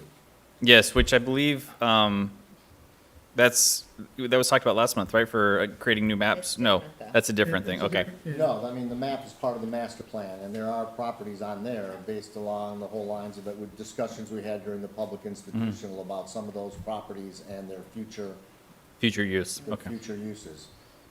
okay. Like the corner that we're now discussing to be commercial zoned office. Right. We've got the church, which is, future land use public institutional. If that wasn't a church and it became open to the public, we would hope that that would not necessarily.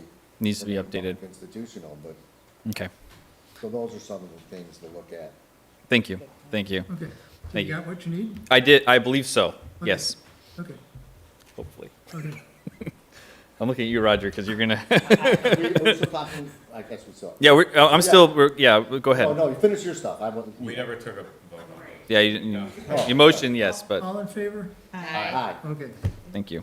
next. Also, we began looking into cellular service ordinances and modernizing it in accordance with the current, well, we tabled it actually.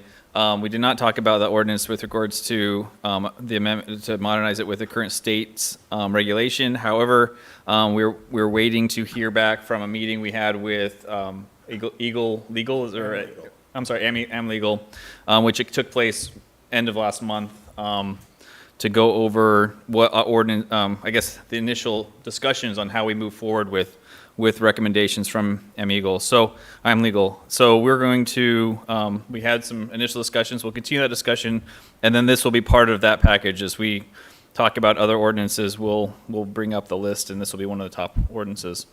Yes. So on that note, I think we discussed this in legal.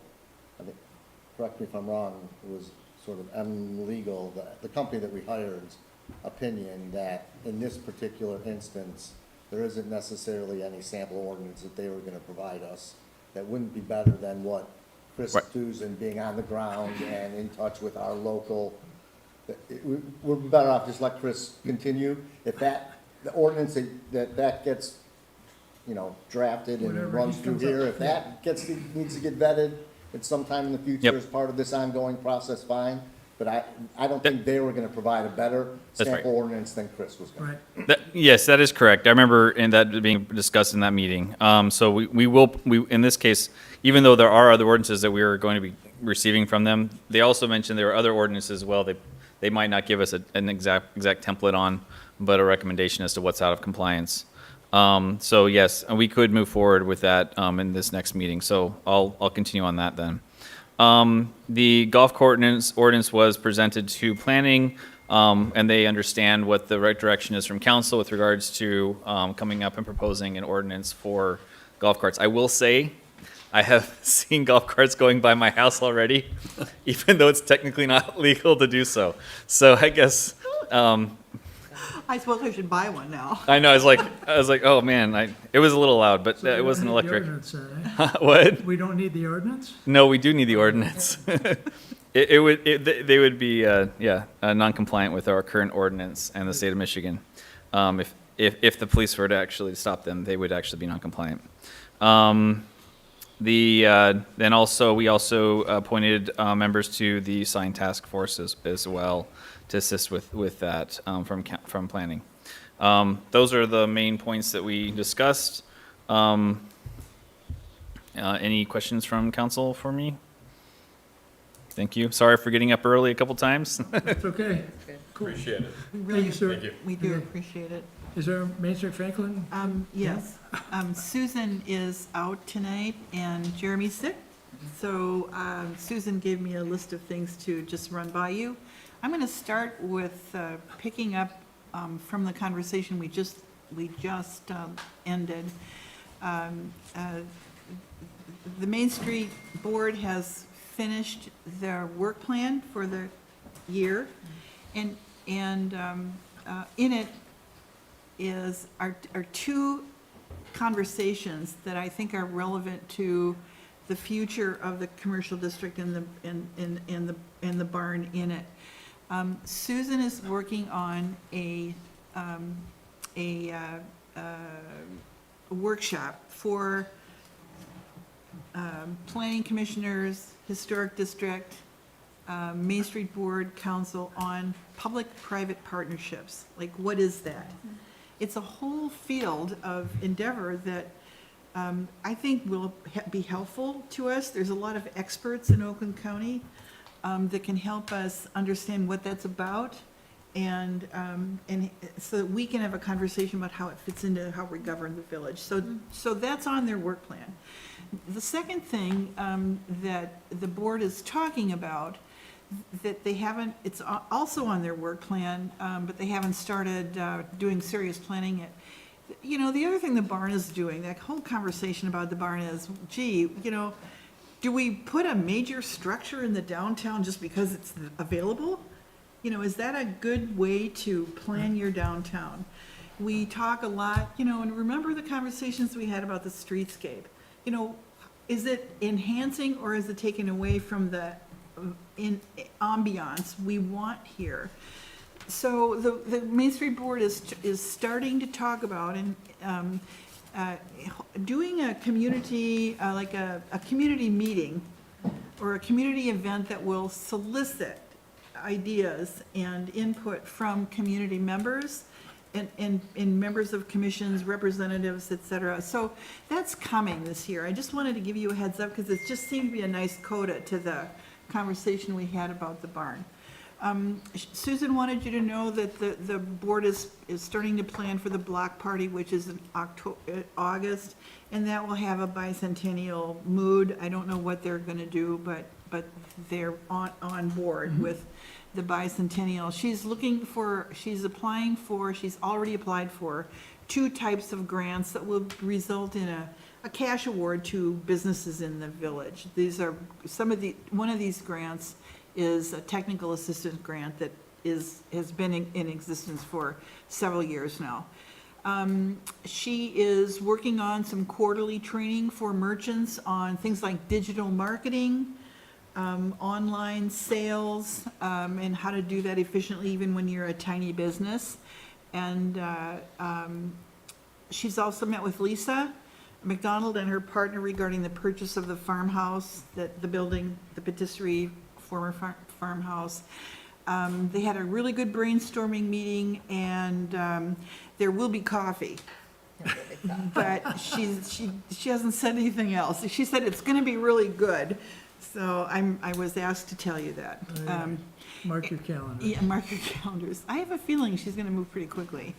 And You know, then her goal last year, she had said to me when we were talking, is that her goal is at least to have it ready, at least a week before Roundup. So before I the think I block heard party. that as well, yeah. But they're working on it, and Main Street Franklin is involved. That means there's support and technical expertise that if Lisa wants it, and she does, and she's a great partner for Main Street, because she was on the board in the beginning when it first started. So that's the Main Street report for tonight. Okay. Anything on pathways? No report. Okay, we have a public hearing scheduled for the outdoor lighting ordinance. You can call this public hearing to order, but it doesn't look like there's anybody that wants to make a comment. So we close this public hearing. David, you were gonna take some, I'm sorry? Looks like a planning commission meeting right now. Yeah. Do you have something specific to present, or no? No.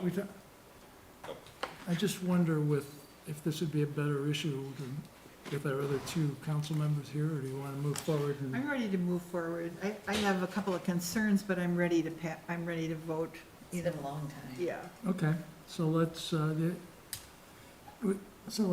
guess we need a motion for the second and final reading of the outdoor lighting ordinance. Someone want to make that motion? Nobody wants to make that motion? I'll move that we adopt the Outdoor lighting ordinance. the outdoor lighting ordinance as part of the second and final reading. Is there a second? I second. Discussion. My two cents worth is that I think it's an okay ordinance. I recognize the concerns about detail. What I think is still missing, but I think fixable when the time comes, is its ability to address any issues with regards to commercial businesses. It seems technical and aimed at homes, except for those two paragraphs on non-residential lighting. But again, I think the work is done, and I can stand by it, and you can always reopen an ordinance when the need is there, so. Any other, Yeah, I'm gonna vote, to not approve the second reading and, final reading because we have two council members not here. Just for discussion purposes, I'm not supporting it tonight either, so if you want this to go to vote, you better wait till you got two more people. okay, well, it sounds like we don't have the votes, we'll talk about it next month. Okay, So- then I'll withdraw the motion. Can I know what's holding you up? To me, the whole thing. The whole thing? I've never supported it from the beginning. I haven't been involved in it. My first meeting, when I got appointed to council, when I didn't even know I was gonna be appointed that night, was the night you passed this on to planning. I don't buy into it at all.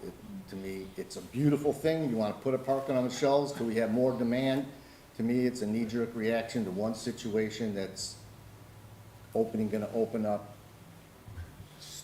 way too many issues that just aren't a problem to me in Franklin right now. Okay, well, Okay. And if you have concerns about the commercial part, then bring back a commercial lighting ordinance that talks about how lighting is commercial and how it interacts with the neighbors and stuff like that. No problem with that, but neighbor to neighbor, who's pointing lights at who, Christmas lights, garden lights, lights flagging at, shining at flagpoles, I don't need any of it. Yeah, and I've said this before, and I want to say it again, that while that intervening issue really was, it really was the pivot point for council, I recognize that. The start of the light ordinance came about because of the streetscape. And the weakness of our ordinance, our lighting consultant made several recommendations. We've tortured the planning commission on this thing for 3 years.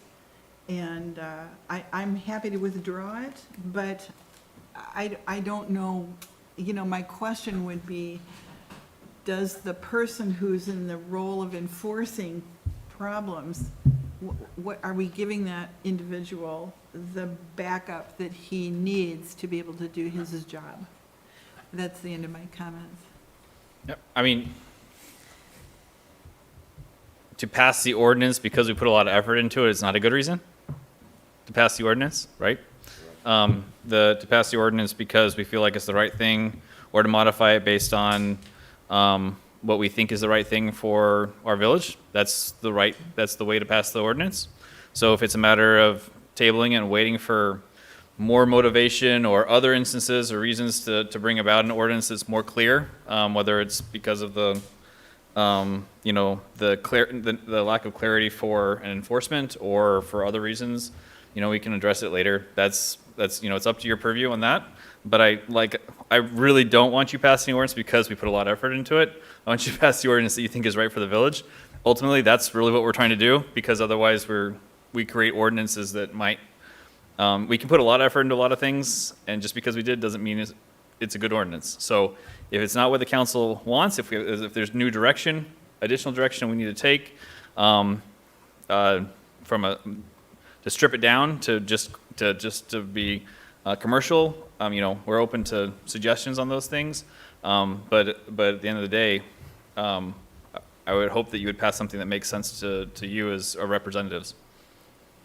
I'd really appreciate it if those of you who don't like it, tell us or tell If them. one of your concerns of the ordinance and wanting an ordinance created is to deal with the interaction in the commercial district, to make sure that the lighting we've installed is permissible lighting and to protect people that interact with commercial properties, I have no problem if the ordinance gets condensed down into that as a specifics, but all of these other things, just, I've listened to all of your meetings and all of the what ifs, and the what ifs, and the what ifs, and the what ifs, and the what ifs, and I go to Roger and I say, Roger, when was the last time somebody complained about somebody's lights? That's not a reason to not do it. Well, I will say there are instances in my neighborhood, my area of the village, where the neighbor just talked to the other neighbor and they redirected their light out of their kitchen window. That's the way it should be. I mean, That's That's always the way it gone should on, be. And that's typically the Exactly. way those issues are resolved. And that's what we always understood it to be, until we got to one situation where it got escalated, and then we are now like just knee-jerk domino on top of domino on top of domino to where we are now.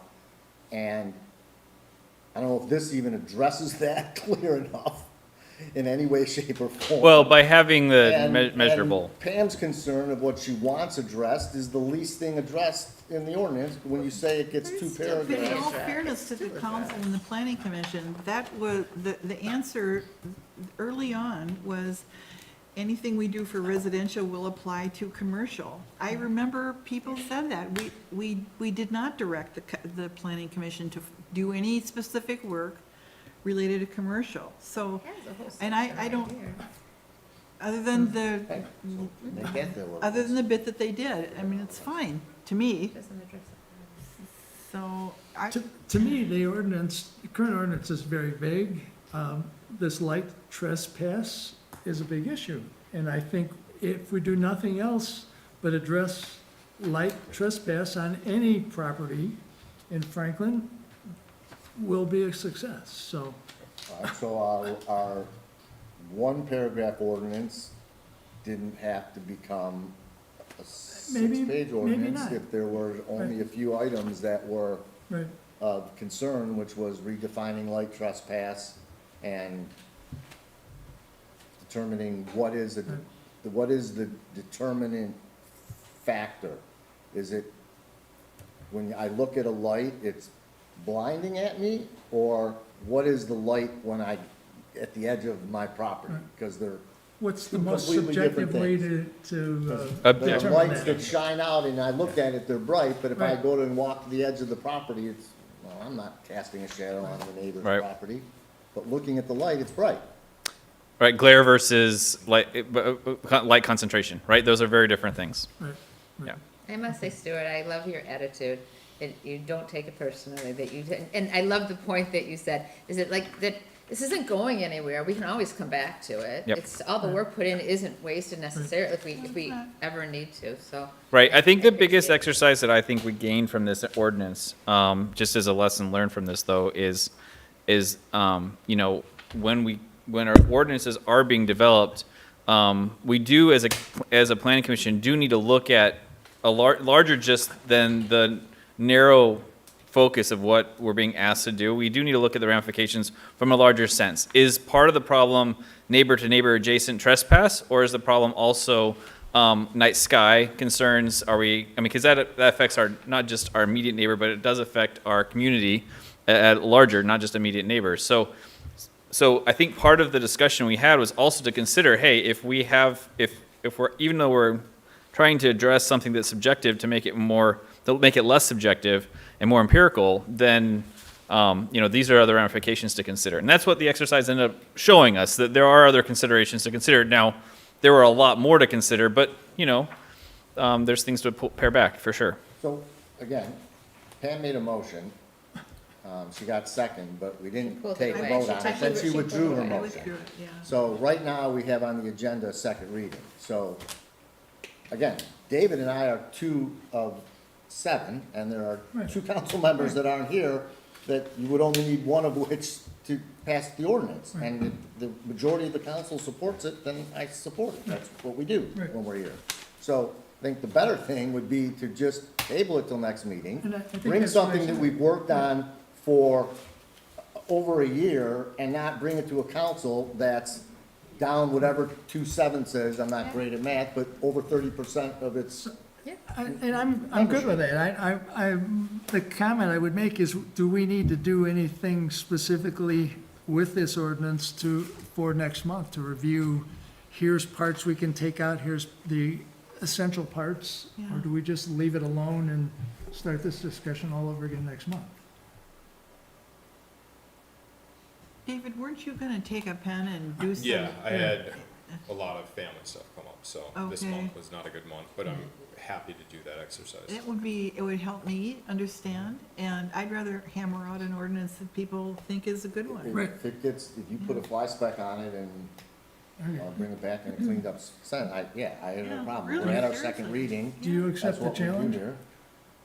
I accept the challenge. Okay, let's move on. We'll talk about this next month. The signage ordinances, or the excess signage, I thought we had agreed we were gonna put a committee together, they were gonna look at this issue, come back to us with some sort of, PC just, planning commission just appointed 2 people that were going to participate. There was one Okay. person I thought from council. Frankly, I have not done anything else with it. okay, let's So, get it but rolling. I could- Okay, well, But I would like to have clarity in terms of what the council wants from the signage. in my view, there's 2 issues. One, do we need all of the regulatory signs that are in town? And I see at the crosswalks at the post office, we went from 11 signs to 3. Thank you. That's all we need. We need to expand that concept to different parts of town, and especially along Franklin Road, where there's, God knows, 100 signs between 13 and 14 miles. So to me, that's what this group is about. The second of the issue is, do we want to pursue new street name signs? And if we do, we got a cost between 10 and 20,000 bucks. What do they look like? What will this committee recommend an option or 2 or 3 that this council can consider? Did I cover that? Or And did get us No, a I cost thought to that was install. Yeah, yeah, What'd you say? And get us a cost to install Right. from Jerry. right. One other item that we talked about in planning, but also I believe came up here, is that also a prioritization as part of that committee. So what do we tackle first? That committee would also address, a prioritization of whether it's replacing the signs or whether it's removing the signs that are in excess. But that would be one of the key tasks for that committee, is to prioritize where we put our efforts. They're all priority 1. Yeah, and they're totally separate issues, completely separate issues. Each one of those things? Those No, 2, those two two items are completely separate issues. But I'm talking about- What we need to do to clean up excess signage has nothing to do with what we want to strongly consider doing a redo of the ordinances, coming up with a more branded or Yeah. an acceptable color, uniformity. Yeah, Just but I mean, like, clean. I guess what I'm referring to is for the excess signage, prioritizing which signage we remove in what priority, as well as which ones need to be replaced because of dilapidation and things like that. But that's really the issue, is where do you see a lot of signs? So, I don't know that we can prioritize that. Do you prioritize it by driving on the road and counting signs? No, what Stuart's asking is, there's now 3 things that's being tasked to this group, which is replacement of the signs, fixing the torn down signs, right, the ones that are dilapidated or knocked over, and then the third one is Removal of excess. removal of excessive signs. But I think the second issue is already being Yeah, handled. yeah, Whenever- it's already- When they're, It's so it's really new street name signs and replacing, or Okay. eliminating excess signs. To me, the priority is eliminating excess signs, Okay.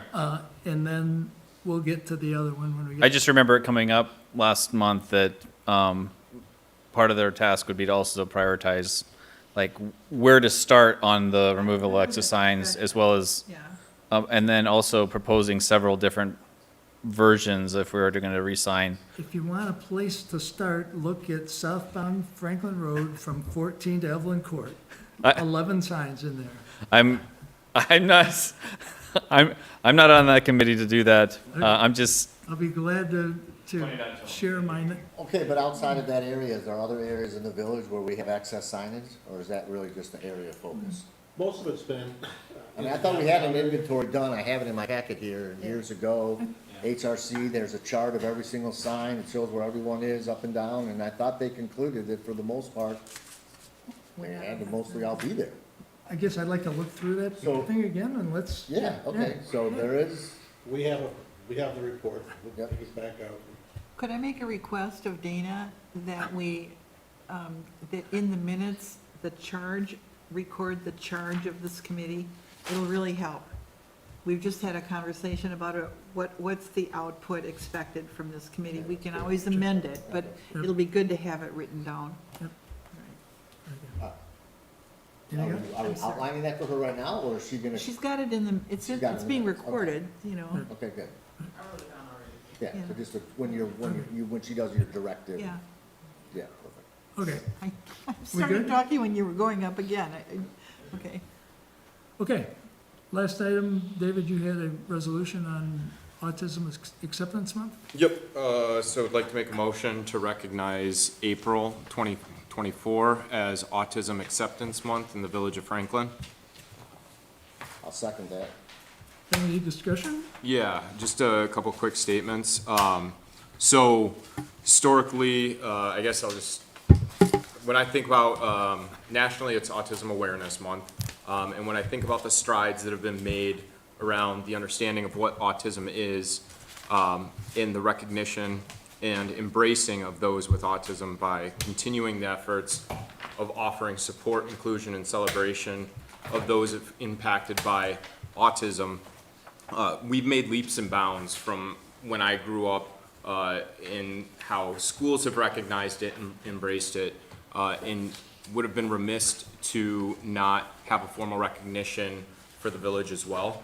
One of the things that I did also want to bring light to is that in 2020, the Autism Society of America replaced awareness with acceptance for the first time, emphasizing the importance of accepting autism as a key factor in building a strong support system, as well as promoting not just education about the difference of people with autism, but understanding and respecting them. So in accordance with that, I wanted to bring the resolution for Autism Acceptance Month for the Village of Franklin. It's a good one. Any other discussion? Having a 24-year-old autistic son, I will say that everything written on this piece of paper is abundantly true. Over the course of the last 20 years, autism awareness, acceptance, and inclusion has grown beyond exponential amounts. The acceptance and recognition of autistic people, children, is great. Society's acceptance has grown immensely. Businesses' willingness to allow them to participate in businesses when they don't really add much to the business, but they do add incredible amounts to the child's and family's life. So I thank David for bringing this up. I appreciate everything that goes on. I also have to say that having a son that's about to age out of the Birmingham system, the Birmingham Public Schools has probably one of the best in the state. It's recognized statewide. People come from communities all around to try and get into the program. We are blessed to have that here. My son's now in the adult transition program, which is a brand-new building they built. Or, well, it was always there that they just put millions of dollars in to enhance behind C-Home. So I appreciate this greatly. Thank you. I agree, it's a big issue, and we have autism in our family also, and it's something we really need to embrace and do what we can to treat everybody well, so. Any other comments? All in favor? Aye? Aye. Okay. Could I read it into the record Please. as well? Okay. A resolution recognizing April 2024 of Autism Acceptance Month. Whereas autism is a developmental disability that affects how people communicate, interact, and perceive the world, and whereas autism is a spectrum condition that affects each person differently and to varying degrees, and whereas, according to the Center of Disease Control and Prevention, approximately 1 in 36 children in the United States are diagnosed with autism, and the prevalence is increasing, and whereas autism can present significant challenges for individuals and their families, but also unique strengths and abilities, and whereas Early identification and intervention can improve the outcomes and quality of life for people with autism and their families, and whereas people with autism have the right to access education, employment, healthcare, and community services that are respectful, inclusive, and supportive of their needs and preferences, and whereas the Village of Franklin values diversity and contributions of all its residents, including those with autism, and whereas the Village of Franklin seeks to promote awareness, acceptance, and inclusion of people with autism and their families in the community. Now therefore be it resolved that the Village of Franklin, or the Village Council of the Village of Franklin hereby proclaims April 2024 as Autism Acceptance Month in the Village of Franklin, Michigan, and encourages all residents to learn more about autism and celebrate the achievements and potential of people with autism. Very good. Thank you. Thank you. Okay. Meeting adjourned. Vote. Did we vote? We did. Yeah, we did. Yep. Thank you. The audience, you can go home now. We didn't talk about the budget.